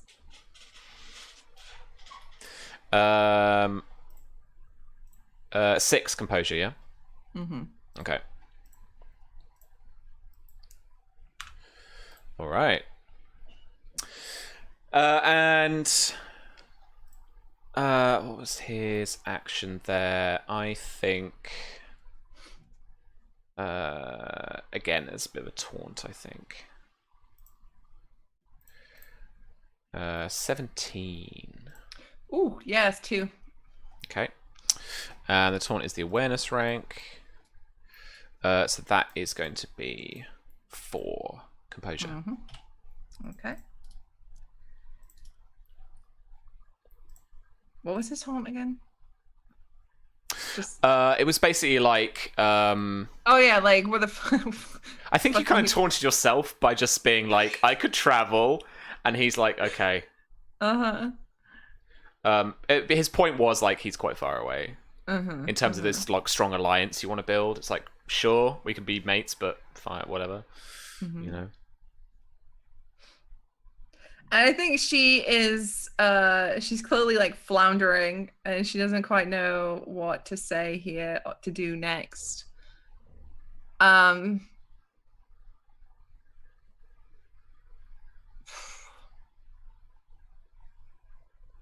think the dance carries on for a bit, and then I'm gonna force it a little that the dance comes to an end. So the two of you are stood kind of ready to part, but really you've got a kind of parting shot. We have another exchange to see if we can get anywhere. Come on, brain. Kick in. She fuck, I can't think. My brain is just completely gone dead. It's all right. So let's finish it there for the intrigue. I think she just kind of bids you adieu. We can revisit. Yeah. Like there's no she there's no awkwardly harm just in kind that. of like Bye. bye. Oh, Susie. No, I like it. Mary has to fail sometimes. It's great. But like kind of juicy that got kind of weird with paternity and stuff. That was a good call. Yeah, I think after she just sort of totters off to where she can find some wine and just has a deep drink. Yeah, for sure. So Marcia is haunted. She is. As the dirge of what you consider to be the dirge of the Dornishman's wife finishes. Drinking heavily the whole time. Yeah. You are expecting more of the kind of headline acts when it comes to these songs from stuff like the Hammer and Anvil and such to really celebrate the people that you have here with you. And instead, a song that you really haven't heard before begins to pipe up from the minstrels in their gallery. When the day was won, the dragon sighed, a slaughtered host before his sight.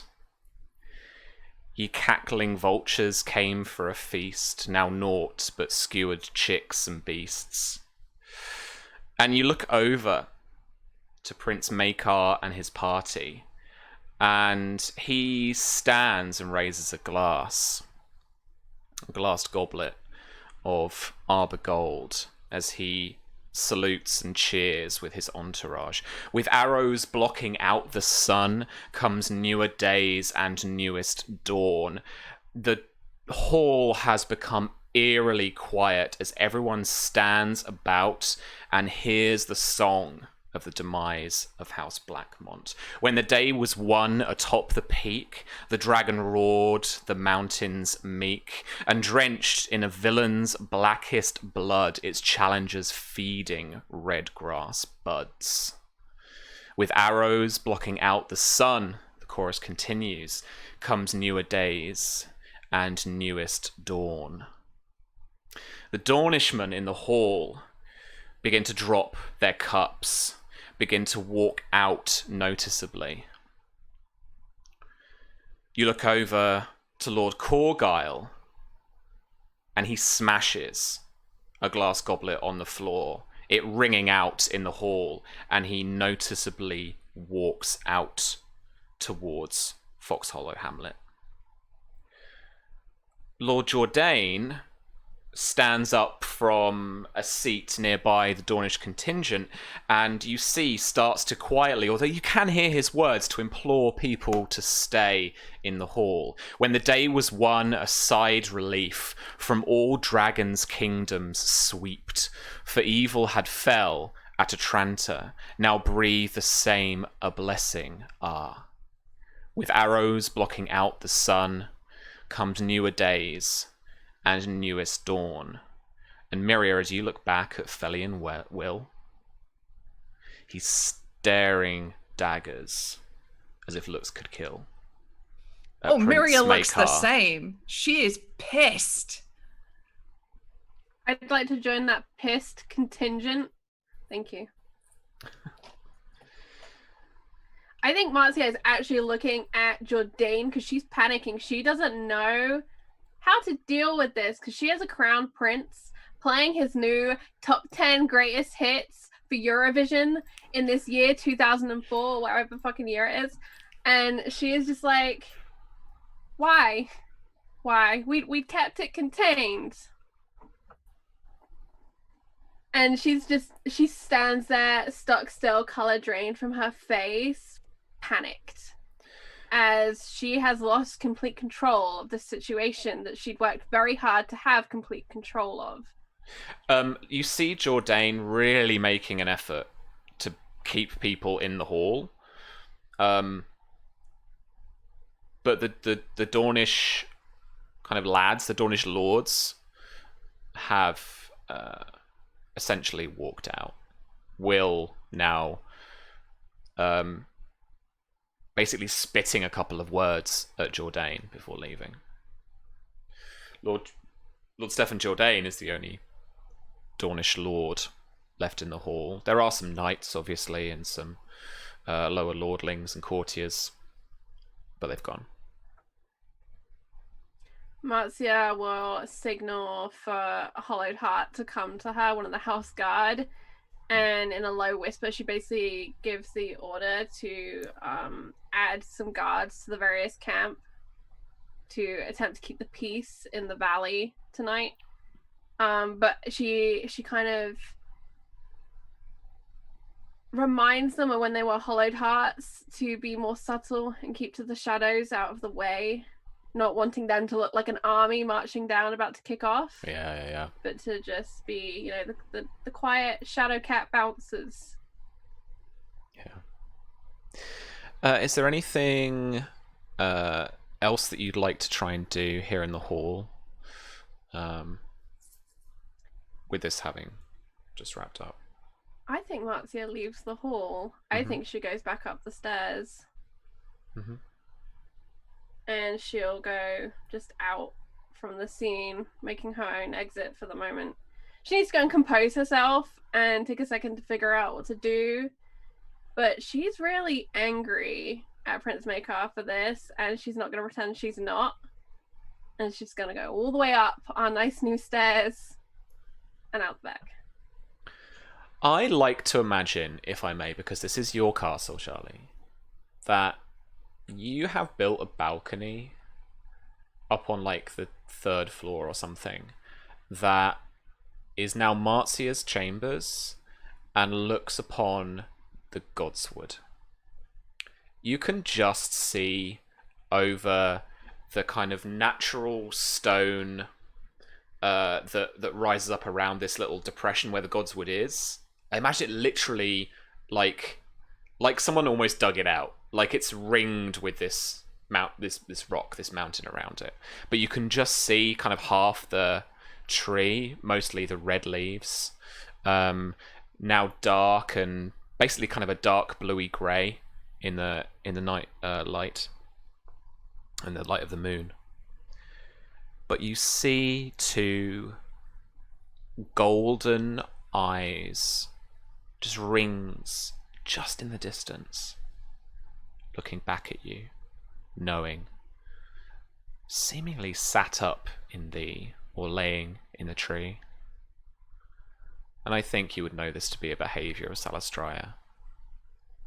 She's taken now, in the last couple of years, to lying up in that weirwood tree.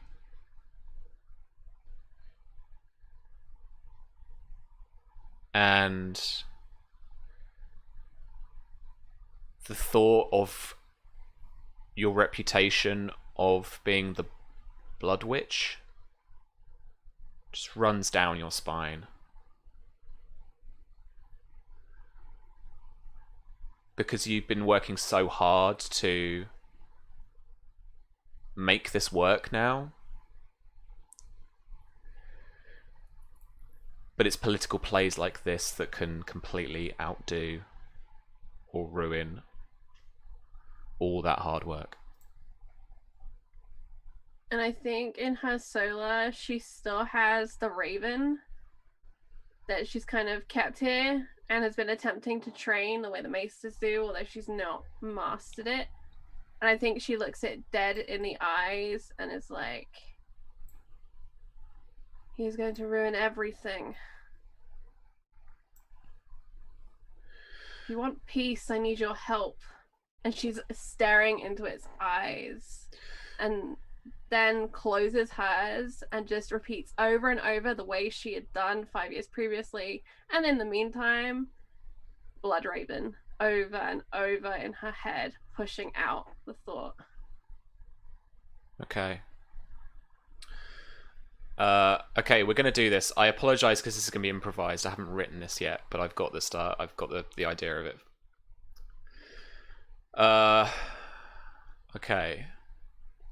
You press your mind upon this raven and then out into the world, as if taking flight like you have before.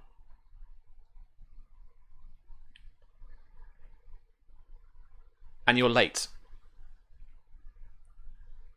It's morning, and the smell of bacon hangs in the air, and you head down the stairs in a rush in a nightgown into the hall, but there's no one there. And so you rush, you make your way to a horse, and you ride hard for the tourney grounds. It could be morning, it could be afternoon, you can't even tell by the sun anymore, and you're riding hard. Once you finally arrive to the tourney grounds, the horse has taken its time, as if charging through a river of water, but there's no water there, but its legs in slow motion pounding the ground and bringing up clods of dirt. It is forever, and it's only seconds before you reach the tourney grounds. Once you walk up, you try your hardest in your body language to just not be seen, and you walk along the bottom of the stands, of the noble stands, in front of everybody, but you will yourself, I won't be seen by anybody. If I don't make myself, like, if I don't make people pay attention to me, they won't see me. They won't know that I'm in a nightgown. It'll be fine.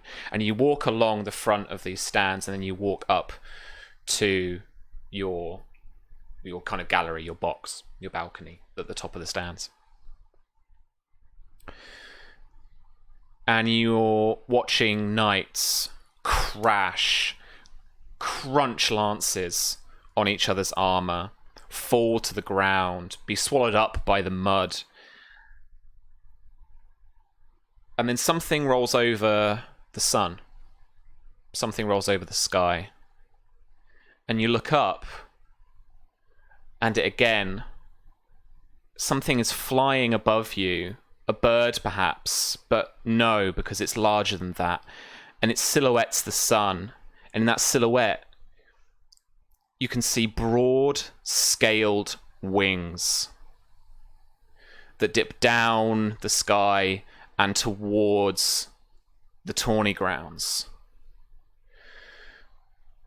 And the cursed, unfamiliar form of a beautiful golden dragon descends upon the tourney grounds and lands in the lists. Roars. Takes several heavy strides up to you, crashing with its claws into the tourney ground, like into the stand, crunching wood underneath as it grips and claws its way up the steps. and edges its face ever closer to you until you are almost touching. And the heat of its breath is unimaginable. So much fiercer than the heat of a Dornish summer of the desert sun. It looks at you with an intensity.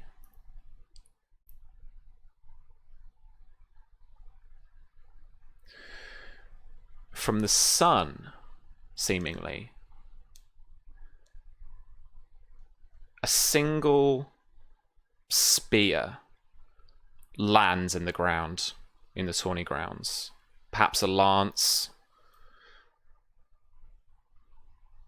And it's sticking up a good 7-8 foot long, literally in the ground. And then another, and another, and another. And the dragon takes flight again and is seemingly skimming and skipping around trying to avoid these scorpion bolts. Before it's clipped in the side of the wing. And a crow's caw awakens you to your solar once more. I think as she awakens, she actually calls out Maria's name. And she checks her hands because for a moment she thought perhaps she was not herself. Even though she'd been there in her nightgown, she remembered that she thought perhaps for a moment she'd been the cat. And looks around the room, breathing heavily. And to the letters on her table, to the raven. And then she'll return from the solar back towards the party, but instead of going to the dramatic entrance stairway, she's going to cut down the back corridor so that she can appear down on the ground floor without having dramatically to have to walk back into her own party. Yeah. And she is looking for Miria. Everyone else she doesn't care about. She is looking for her daughter in that moment, the other head of House Greenmont. Susie, what is Miria up to after this musical performance? Well, as much as James would love it if I threw the wine in Makar's face, Miria is stood in a corner. She has a face like thunder, and she is having a glass of wine, but she's glaring at any of the Reacher Lords that seem like they're enjoying this song. She's glaring at Makar. She's looking at the Dornish Lords being like, can you believe this fucking shit? Like, she's not disguising how she feels. I don't think she can. For sure. You, after the performance and after you're sat and the situation is calming a little, the tension that was in the air before, but you seem to spot Miria like at the servant stairs, like in the corner, just right at the back, and I imagine that is almost next to the dais, as you're looking away from the main doors to the hall, kind of towards the dais, but in the right hand corner. She's looking around.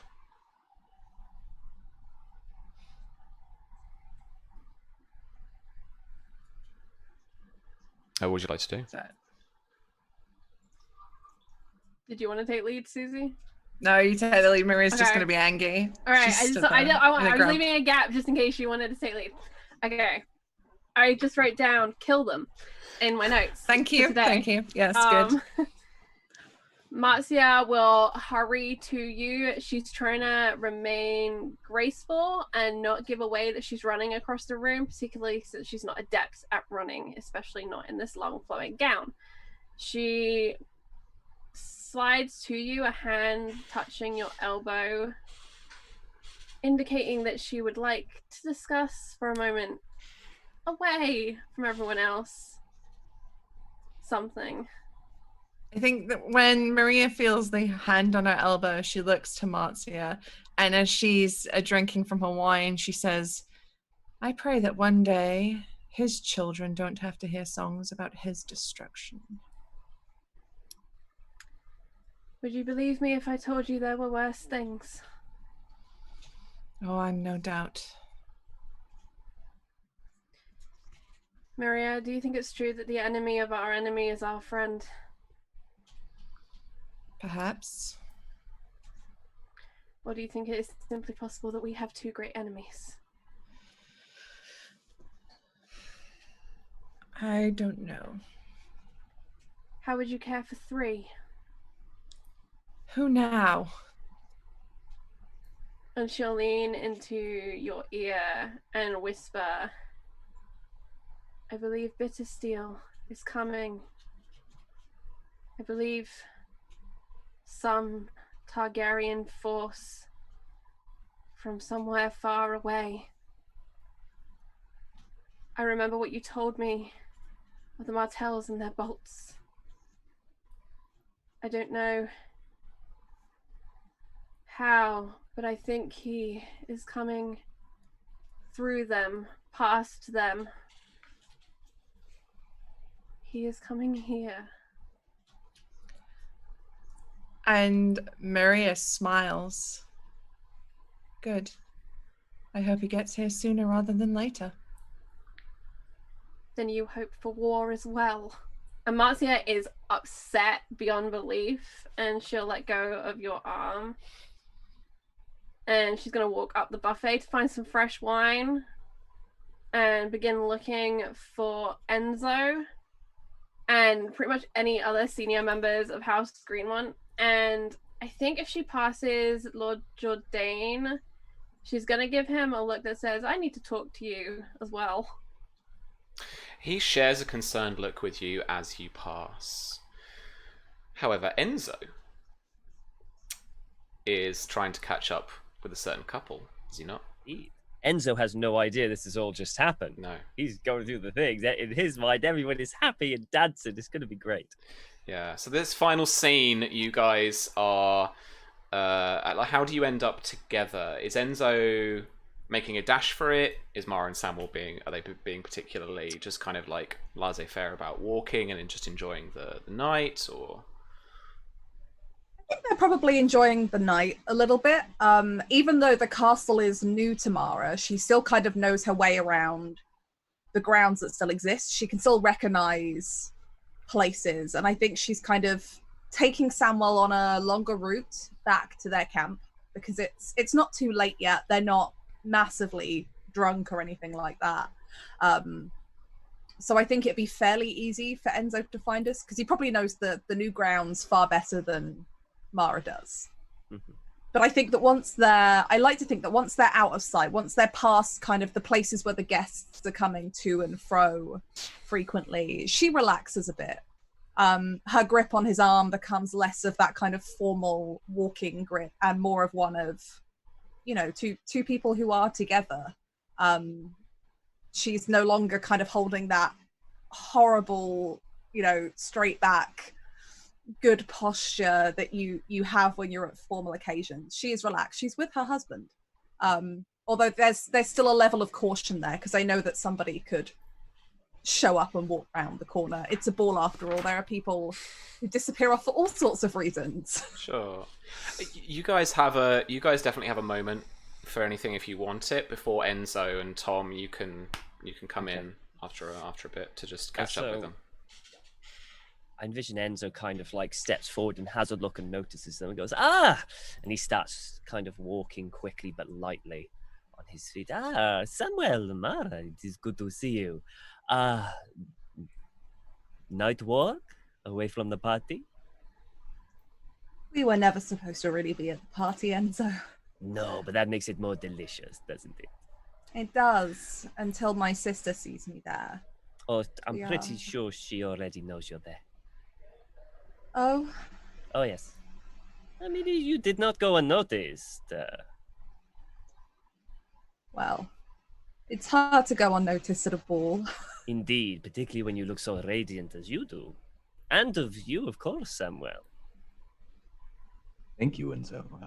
I just hope we didn't overstay our welcome. I wanted to show my support, but not cause any problems. Oh no, not at all, not at all. In fact, I was actually coming out here to see you to invite you to dance.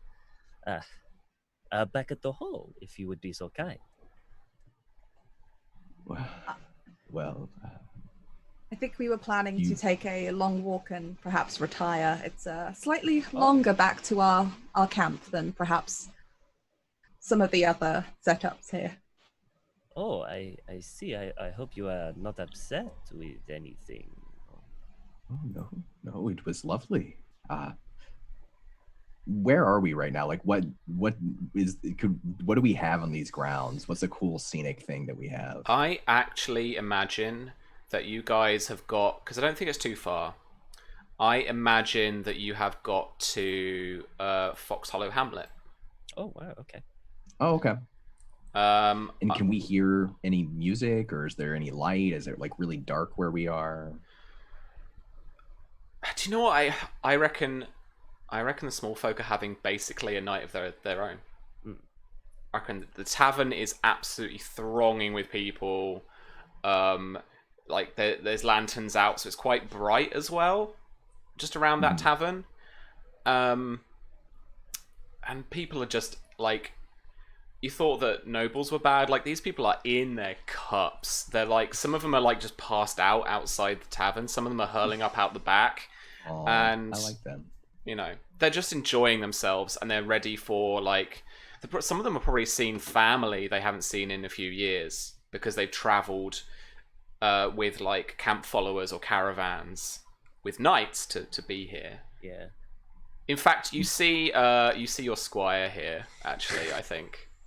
Is he the one Gregor. throwing up? Gregor's just like he's chatting up a girl from the village out the front. Sam definitely beams big towards him, but doesn't like try to pull him away from the woman that he's chatting up. But yeah, I guess Sam would say to Enzo, just sort of gesturing around, he says, "We're bound back to camp tonight, but if you care for a dance before we go, we could be here among the people in the street." It's kind of, that is a novel idea. You hear the loot picks of a simple traveling mummer or minstrel, a singer in the tavern, and then all of you start to hear some people start to sing along a kind of a common tune. They're singing like a cask of ale. It's just a simple bawdy tune. I think Mara looks at Samuel and she kind of smiles, and almost forgetting for a second that Enzo is there, she's like, "This reminds me of when we were in Lannisport, that tavern before we boarded the boat. We got so drunk that night when the musicians had come into town." And she's just like, she's reliving this kind of memory that this is bringing back, and kind of also indicating that if they're going to go in a tavern and have a dance and have a chat that way, she's fine with that. Enzo kind of pauses for a moment and has a look around. He is conscious that he can't be out from the party for too long. He needs to help. Perhaps a quick dance and a drink. Yes? Well, I don't think we're going to be kicked out of this tavern, considering we'll be the most sober people in it. When the three of you enter the tavern, we get a repeat of the same Wild West. You've gone through the saloon doors and everyone looks at you. Right. But there's kind of a mixed response of like shock of like, oh, there's some lordlings. Oh, what do we do? And then some of them have that like recognition in their eye of you, Enzo, and a lot of them probably know you. And I imagine the barkeep, or the kind of the staff behind the bar, kind of raise a cheer and a drink, and the minstrel starts to play "The Bear and the Maiden Fair." Okay. All black and brown and covered in hair. Sam starts stomping to it as he walks in, and he'll kind of call out to the crowd, "I much prefer the atmosphere here than up there. gestures back towards the castle. I mean, it's, Just you know, trying the dance here is like linking arms and twirling, Yeah, and yeah. like you know, simple steps that you would find at a dance. I think a proper dance. Mara is But already simpler. halfway there with that, because now she is. This is like when they were traveling, when they'd stop in taverns, and the small folk didn't really know necessarily who they were or who she was, other than the fact that they were noble born of some kind. But you know, none of that really mattered if you were buying drink and staying out of trouble. So I think she's well up for the dance here. She prefers this to where they've just been. There's no pretense here. It's just drinking and fun. Yeah, absolutely. I mean, you know, people hand you like, I mean, it's piss wine, but they hand you drinks. They invite you to sit down or dance or do whatever you'd like to do. Enzo will have a quick dance. Mhm. You know, enjoy himself quickly. Have a dance with Mara and everyone here. You know, like talking to the small folk and all. You know, like just hey, you know, or, you know, all the normal things that famous people do. And after that quick dance, he's gonna look to see how much Mara and Sam are enjoying themselves, and if they're like right in it, he's just gonna slink away and leave them to their enjoyment and head straight back to the castle to see the disaster that is the rest of holding there. Yeah. I think it'd be safe to say that you guys are more at home here than anywhere, right? Yeah. You're just Yeah. really into it. Samuel's dancing the first- with some like village girls, and you know, Mara's enjoying some of the company of her small folk. You're probably introduced to somebody who you're like, I knew you when you were 5, and he's now like, he now has a family, you know, that kind of thing.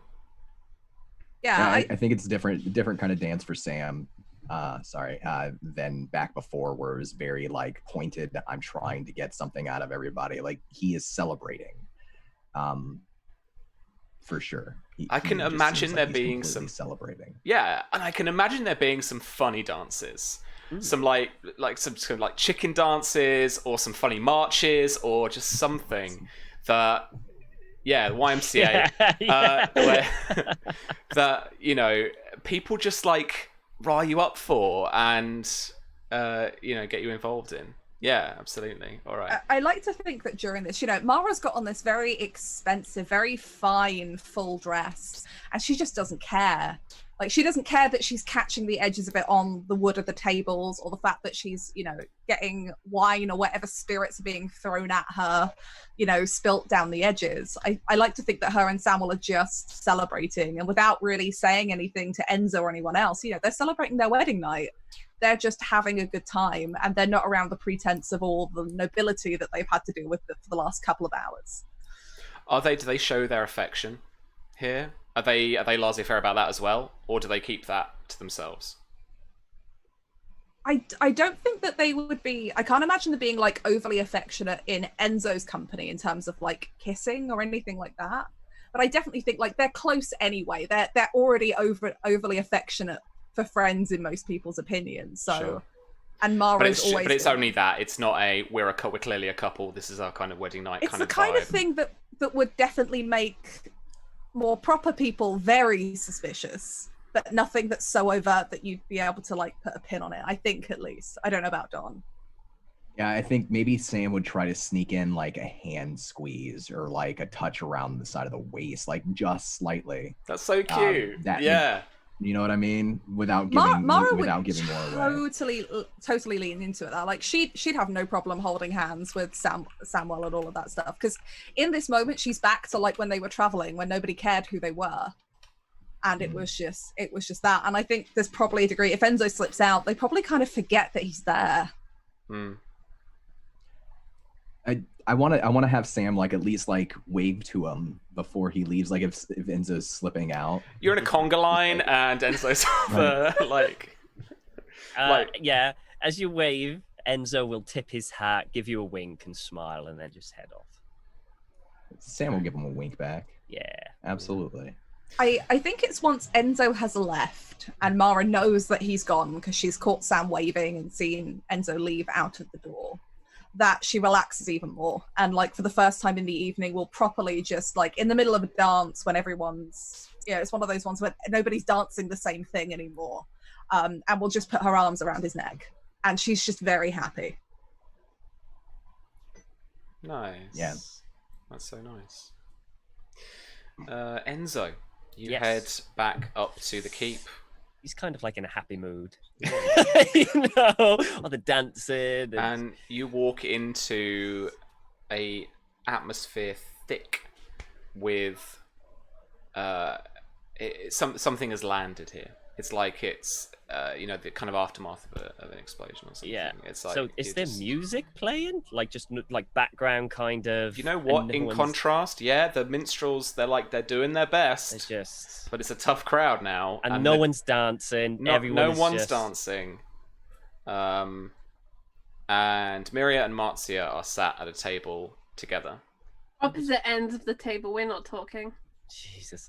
He comes in, he goes, I was gone for 5 minutes. And he'll head on over to the table, and like they're at the opposite ends of the table, he will go bang right in the middle and kind of look at each and goes, so what happened? Dragon. What? Gloating. Celebrating. Celebrating what? The Whoa. destruction of my family. But the destruction of Greenmont. What? Enzo. Hmm. Enzo. And Mary's like, come on, man. He'll. Oh, that. Oh. That. I don't remember giving the minstrels any songs like that. I imagine His Grace told them. Yes, he did whatever he does, whatever he wants, whatever the dragons always do. And Mary's getting like uppity. There are more than one. There is, rather, I'll do it proper English. There is more than one person in this room that likes to do that, though. Susanna Grace. And And he Maria is like, fuck you. It's like the most teenager like argument. My God. No, it's definitely not directed at Maria. She, Marzia is definitely angry at other people in this room as well for their part in things that have happened. Maekar is just the one that did it, right? Someone in this room was always going to kick off, and Marzia has known that. It was just who was going to do it. And so she's angry at everyone in this room that would have a part in reigniting this conflict. So, you plan to sit there and sit there for the rest of the ball? No. Oh. Enzo, I need you to speak to the minstrels. Of course. Tell them not to play the Champions song. I have something I'd like to announce. Absolutely. Are you going to give me a hint of what you are going to announce? Yes, I'm going to announce there are no champions. I mean, Marzia, Champion is a title that is earned. We have a tourney of the Seven Kingdoms. Southern Kingdoms. She would have gotten it right. Southern Kingdoms. Let them fight it out. That's what they all want. And we'll see who the champions are. Marzia, you have painstakingly planned this. You do not go away from the plan just because there has been... 5 is a arbitrary. conflict. What good is a champion if they do not act like it? He is His Grace. Think about this. His Grace will be disappointed, I His suppose. His Grace will be furious. I am furious. Indeed. I can see that. But I beg you to please just reconsider. No.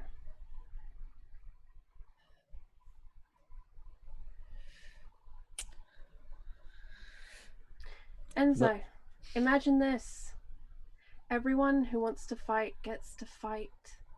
Every lord here who wants to prove themselves worth something can prove themselves. And then when the real battle comes, we will know who to stand behind, who to hide from, and who will be left bloody in the mud. Because war is coming, Enzo. This is not enough. Is there a raven that I did not see when they come here? Marcia actually laughs and takes a drink from her cup. Something like that, yes. So if there is a war coming, you would want allies, not enemies. And this will make enemies if you do this. Think of your house. Think of their survival. I beg of you. I think this is a chance to make new friends, Enzo. And new enemies, it would seem. And he'll get up and he'll kind of... Enzo, please. Simply old enemies. Ones we try to ignore. It is your decision, my lady. Bitter steel is coming. Seriously, what did I miss in this party? You'll turn to Miria. What? Time is running out. Call the minstrels. We'll talk later in my solar. All of us. As you wish. And he'll head on over to the minstrels and relay what Marcia said. Yeah, for sure. He is going to get a big goblet of wine and he is just going to start drinking. It's Maria- a bit woody, like the barrel's starting to run dry, you know. Yeah. As Enzo gets up and leaves, Maria looks across at Marcia and she fixes it with one of those like shitty teenager looks. Because Maria's pissed with Marcia too. And she stands up and she says, "Excuse me. I'm going to go see if I have my own personal champion." And then as she turns and says very quietly to herself, "Or a marriage." And she's going to go find Ellery. Okay. We are coming up towards the end. Charlie, did you want to make that announcement, or did you want to kind of leave it as read? I think essentially she says the same. She said to Enzo that champions are proven and tested, and this is the tournament of the Southern Kingdoms. Yeah. Let those who wish to be proven and tested step forward, and we'll see who stands at the end. So Miria, I would like I need something to wrap this session up. So you meet Ellery in the hall, I think, as he listens to this. And you can't quite read the expression on his face as he just kind of takes it in. And she sort of takes him to somewhere quiet. She's not going to do this in public because that would be like terrible for both their reputations. She says, "Earlier when that song played, did you support it? Did it give you joy?" Honestly, not really. And there's almost like a relieved sigh that comes out of Mary. Like, "Thank Mark. Thought it was rather poor taste." It's not in any way reflective of the conflict that occurred. It's Smekar's pride at work, nothing else, isn't it? He is a dragon after all, and nothing's not prideful. And Blackmont isn't one of our de jure claims. And so doesn't really feel right. Just gonna look him over. Hmm? Your pride isn't wounded, is it? You weren't mentioned.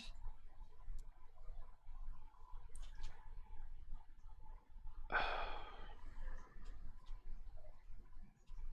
don't know, probably.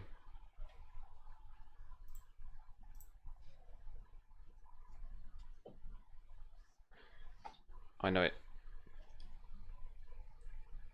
upsets you what happened. It upsets me. Ellery was the destruction of my mother's family.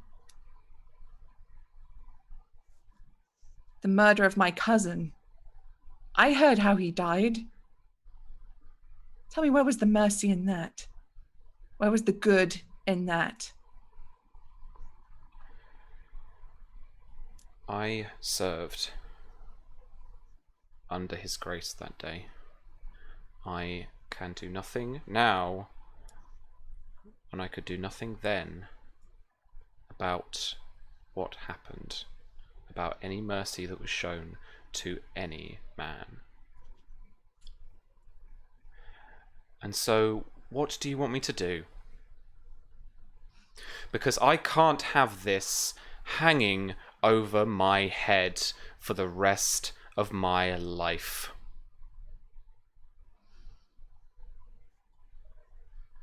I need to know that you're on my side. If we are to marry, I need to know that you are with me. And are you? If we are to make this work. Then what if I told you that there is something we can do? Not yet, but soon.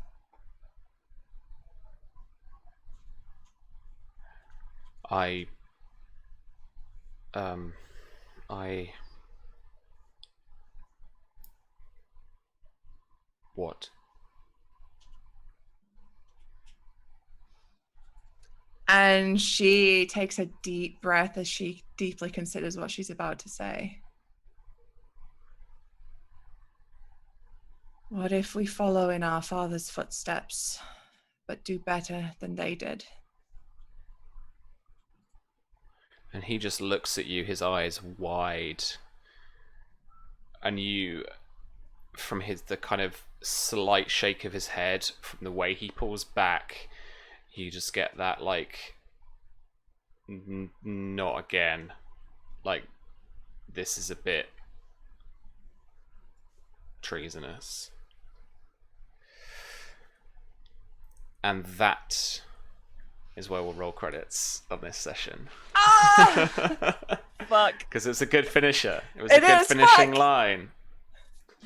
Yes! Lots of big red stupid buttons being pressed. Oh, I absolutely no. applaud it. I didn't get the chance to do the big thing that I was supposed to do at the ball. No, you had your shot, you missed it. I know It's what I can do. Played I as know it what I can played. do. Played as it played. I'll do it later. I'll do it like later in the night. Oh, I'll tell Charlie. friends. Do you know what? I'm going to be absolutely honest with you. I had a bit of a day today. I was not particularly in the mood for this session, but every single time we play is like food for my soul.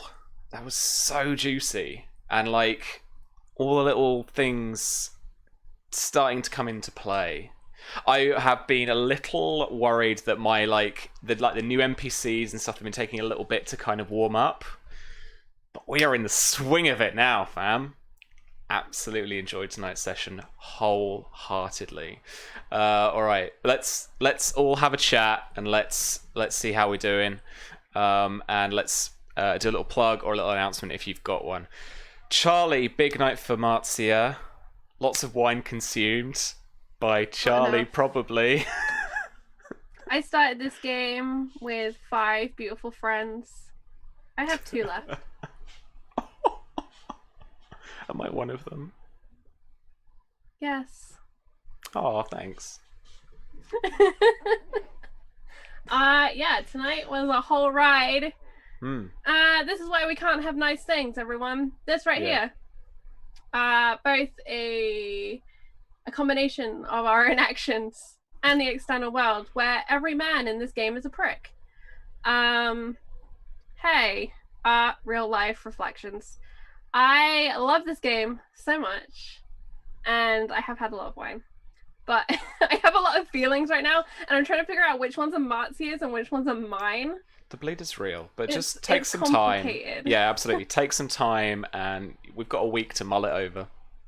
Yeah, no, I actually really enjoyed the juiciness tonight. I like that we are cooking things, and I apologize for the misandry before anyone starts yelling at me. I'm not serious.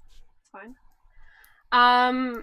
Yeah, no, it's gonna be super interesting. I think the tourney is about to kick off. We're about to see people start trying to kill each other, and then we're gonna have a battle, and we're gonna see people actually kill each other, because that is where this is going. I'm super interested to see when, if, who exactly shows up. I did take the leap that Marcia would put together a golden dragon. She just went with, I don't know any golden dragons here. There's only one dragon I know of that's not here, and they're over in Tyrush, so that's where she went. Sure thing. Yeah, I love the weird dream. I loved all the dancing. I like all the political plays that happened. Sam and Mara ended up down the pub, like the fucking gap year wasters they are. Appropriate. And Enzo, who is a delight. And I am sorry I ruined your ball. I am so sorry, Tom and Enzo, that Marcia ruined your ball. But yeah, no, that was super fun. Come find me on Encounter Roleplay. We're probably gonna head there, I think, after this for some Star Trek Adventures, sort of Kalis. Sam worked on the new Klingon sourcebook from Modiphius, and so did Susie, doing some art in it, and I think maybe Virginia was in on it as well. But it's good. Come and check it out. They are doing Klingon makeup. They've practiced their Qaplas' and Qaplas'. Yeah, that's the one. And I saw there was a post about Klingon swear words, so who knows what will be coming out of their faces during tonight. That's awesome. I would also like to take that opportunity just to do a quick plug that I think that's still up. The Humble Bundle this month is doing Star Trek Adventures, and it has been absolutely bonkers. So if you haven't checked it out already, please have a look for it, because you can get a whole ton of stuff for, no word of a lie, I've told my boss, far too cheap a pledge. So please do check it out, because it also helps legal fund out in the US, and it also helps us as well. It helps That's the me. cool thing. It goes to like charity as well, so you're helping wider causes as well as getting a huge bundle of things that are super fun. Yeah. Anything else, Charlie? Monday we play the Crownlands. This week we're going to do a very special episode. We have 5 guests coming in. Susie, the only main cast member, on deck as we go to Storm's End. The show this week is going to be called The Stormlands, because I'm original and creative like that. No, that's juicy. With spaces, so The Stormlands. Because we came up with all sorts of titles in the green room. Yes, we did. I decided not to go with any of those in my role as Twitch director for Encounter Roleplay. But yeah, no, it's gonna be fun. It's 5 fantastic guests, and then the week after that we're doing the Battle of Tyrosh, which we'll finally know some answers for this game, because it's kind of an important little battle that maybe helped fuel the fire that Marcia and Fam are about to fuel.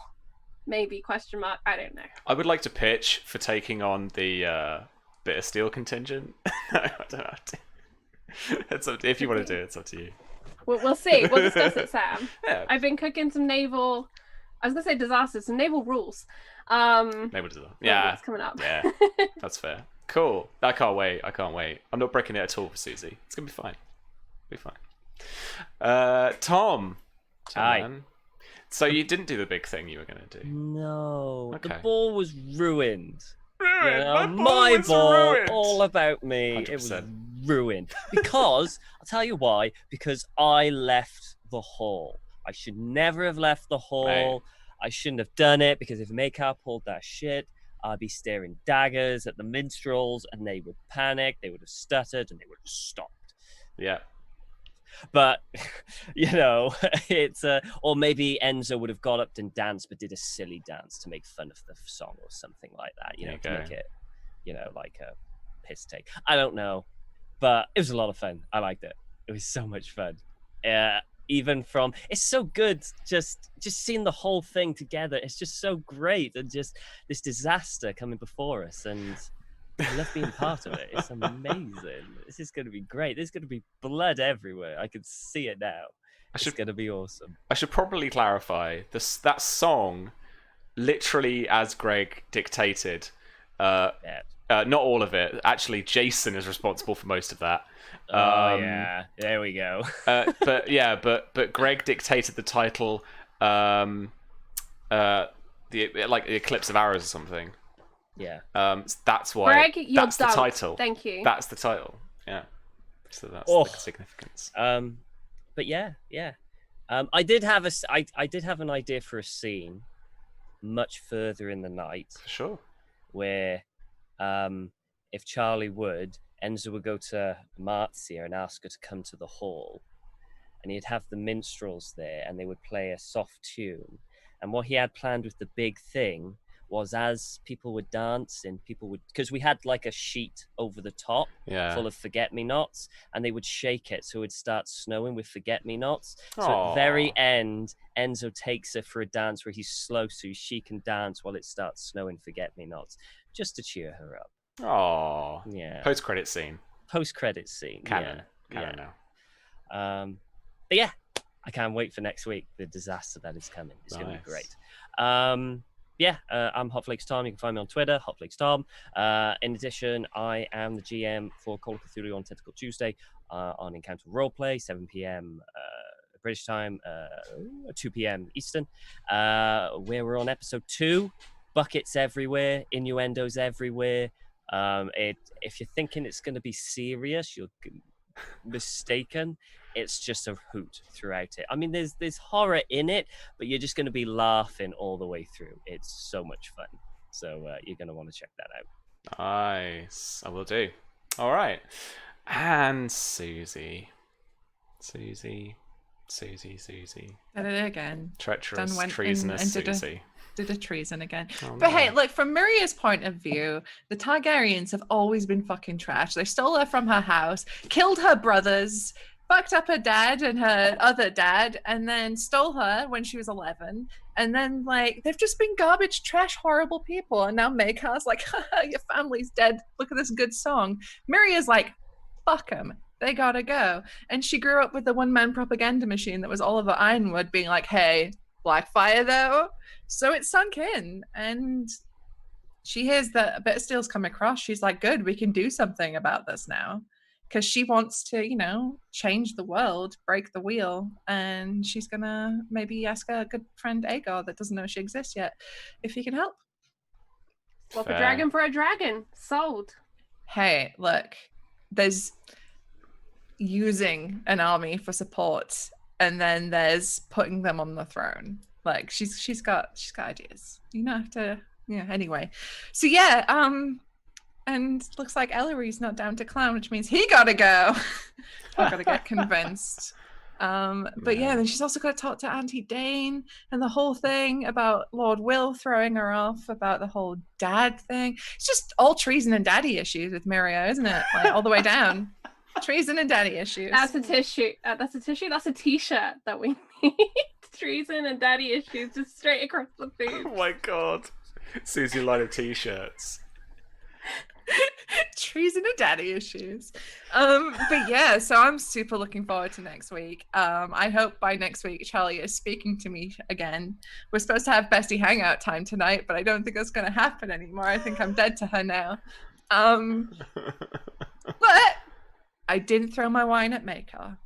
Good on you. So a success. It was very well restrained. Thought about it, didn't do it. All right. But Where yeah, can we I'm find Susie. You? What are you doing? I'm Susie, thought no Susanna Grace. I'm a variety streamer. I do video games, I do art streams, I do tabletop RPGs. You can find me all over the internet at Susanna Grace. And on Monday, you can find me on Encounter Roleplay for the Crownlands, in which I play the best mum, Allegra Dorsey. And then on Tuesdays, I play Sasana in Pendragon. And then Wednesday on my channel is just video games. And then Friday is Fragging Friday with Virginia. That's tomorrow. But one other thing that we had forgotten to mention, my friends, we now have merch. So if you want to get yourself an After the Fire t-shirt, hit that link and help support the channel and wear a swag-ass t-shirt. I will promise to try and convince both James and Susie to make the Treason and Daddy Issues t-shirt next. I'd wear that. I'd wear it. Cool. Thanks. Thanks. And my favourite disaster couple, V and Don. V, how was that for you? That was great. Yeah, that so far, surprisingly, things are going okay for those two. which I didn't think it would last this long. I wanted a wholesome scene out of that end, and I think we got it. Yeah, it's as Don messaged me in the chat, they got a wedding reception too. But yeah, so far it's not gone terrible. Mara blubbered up a load of feelings, and it turns out that didn't go horribly wrong. They got secret married. The Shadow Cat didn't murder them. They attended the ball, probably stole a whole bunch of food and wine while they were there. Pockets. Didn't have anybody shout at them.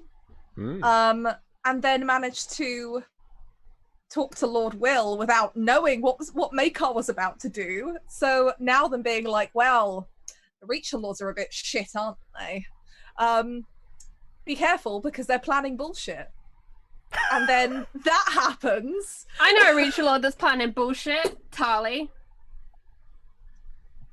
I don't know. No. Samuel's wholesome and lovely and sweet. But yeah, it's going to be interesting, because Don and I know that they've both also got some very awkward questions for each other of all the stuff they just haven't talked about in 4 years, because it's easier not to. So that's going to be fun when they get a chance of 5 minutes without anybody there, just being like, so all this stuff we probably should have talked about before we got secret married. We got secret married. Secret married, which is probably not going to stay a secret long. I liked watching Miria with Lord John, because it was just so awkward. And yeah, it's interesting that they think Miria is going to be able to help them get Mara back. You should try apologizing at some point. It's great. If I don't make them the most sympathetic, Those characters poor fuckers. this season, I've done something I feel wrong. horrible. The thing is, Mara does feel a little bit bad, because she knows that it's not their fault, but also Lord John was shitty to her at her first wedding, and she also just doesn't care. It doesn't make her feel bad enough in any way after what Alistair did. I never said she was a good person. But yeah, if they want to bring her back to Old Oak, they're gonna have to drag her kicking and screaming. That's all I'm saying. Wow. Yeah, no, All right. no. Yeah. Well, who are you and where can we find you?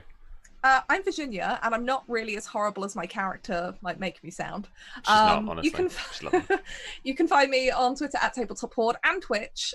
Tomorrow, Susie and I are doing Fragging Friday, where I fully expect her to actually team kill me this week, now that we've kind of made an alliance with the Will.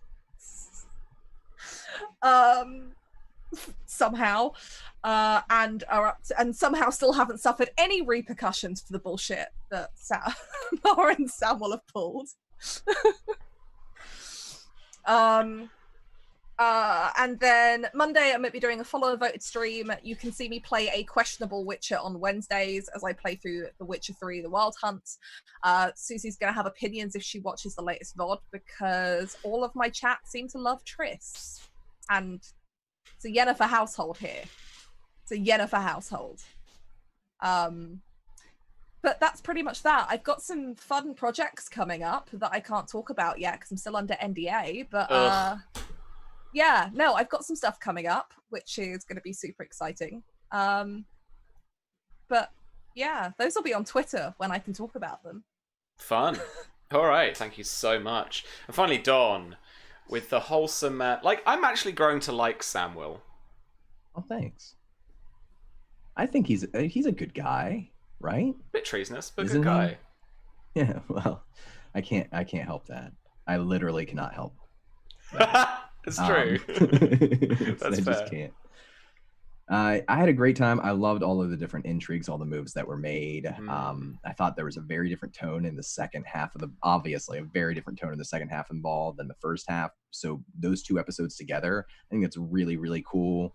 I loved Jason's song that he wrote. I mean, I hated it, but I loved it.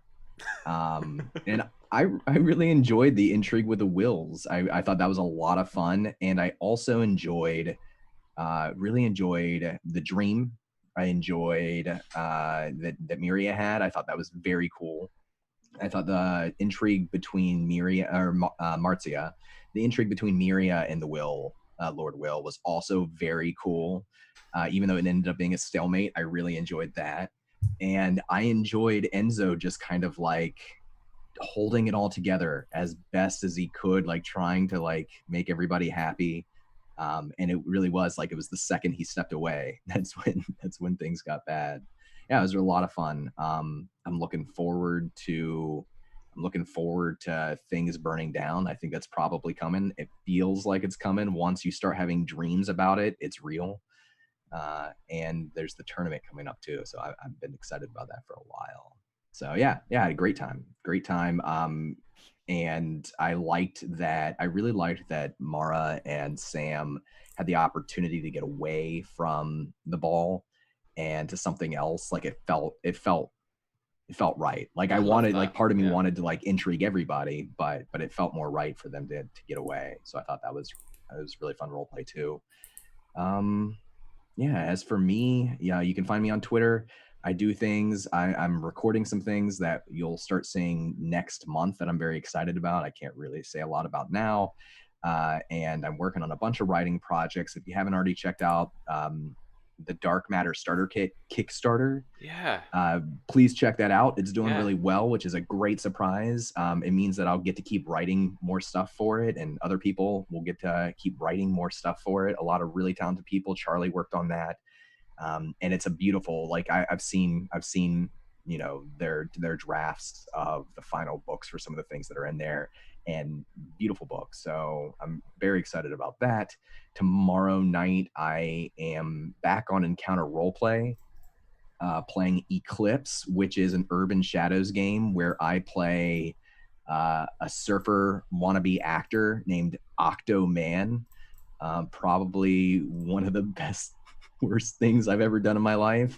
So I'm excited to be back for that. And I think I'm going to be in Crownlands. I think Giannis Dorsey, the head of House Dorsey and Allegra's distant husband, is going to return for I don't know what it's going to be, but I'm excited to be back because I know that the big naval battle's coming up too. And I like myself some flaming ships. That's all. Nice. Alrighty.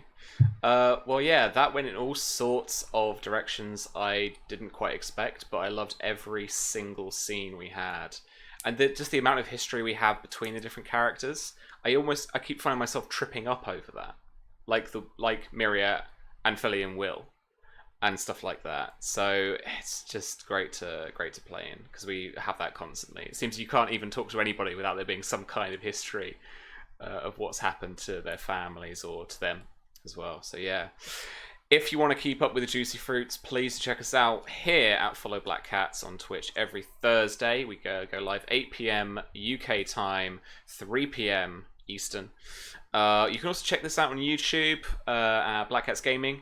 And we also are a little indie publishing house for role-playing games at the moment. So we are still working on our spy game, which is our 5e powered international game of international espionage and adventure and like action stuff. So if you like spies, if you like kind of D20 modern, if you like that kind of thing, then check it out. The quick start is available on DriveThru RPG right now. And then we'll be getting that out quite soon, so keep an eye out for that too. We are going to go and raid Encounter Roleplay, who are playing that Klingon game. Have I type that right? Encounter Roleplay. Let's try. Did it do the thing? It's /. Oh, Right. Cool, thanks. Only been doing this a year. Professional. There we go. So hang around for Encounter Roleplay. Hang around for watching the Klingon game. I absolutely adore Star Trek Adventures. It was the first game I ever did at Modiphius. Have an amazing time of it. Enjoy. Farewell.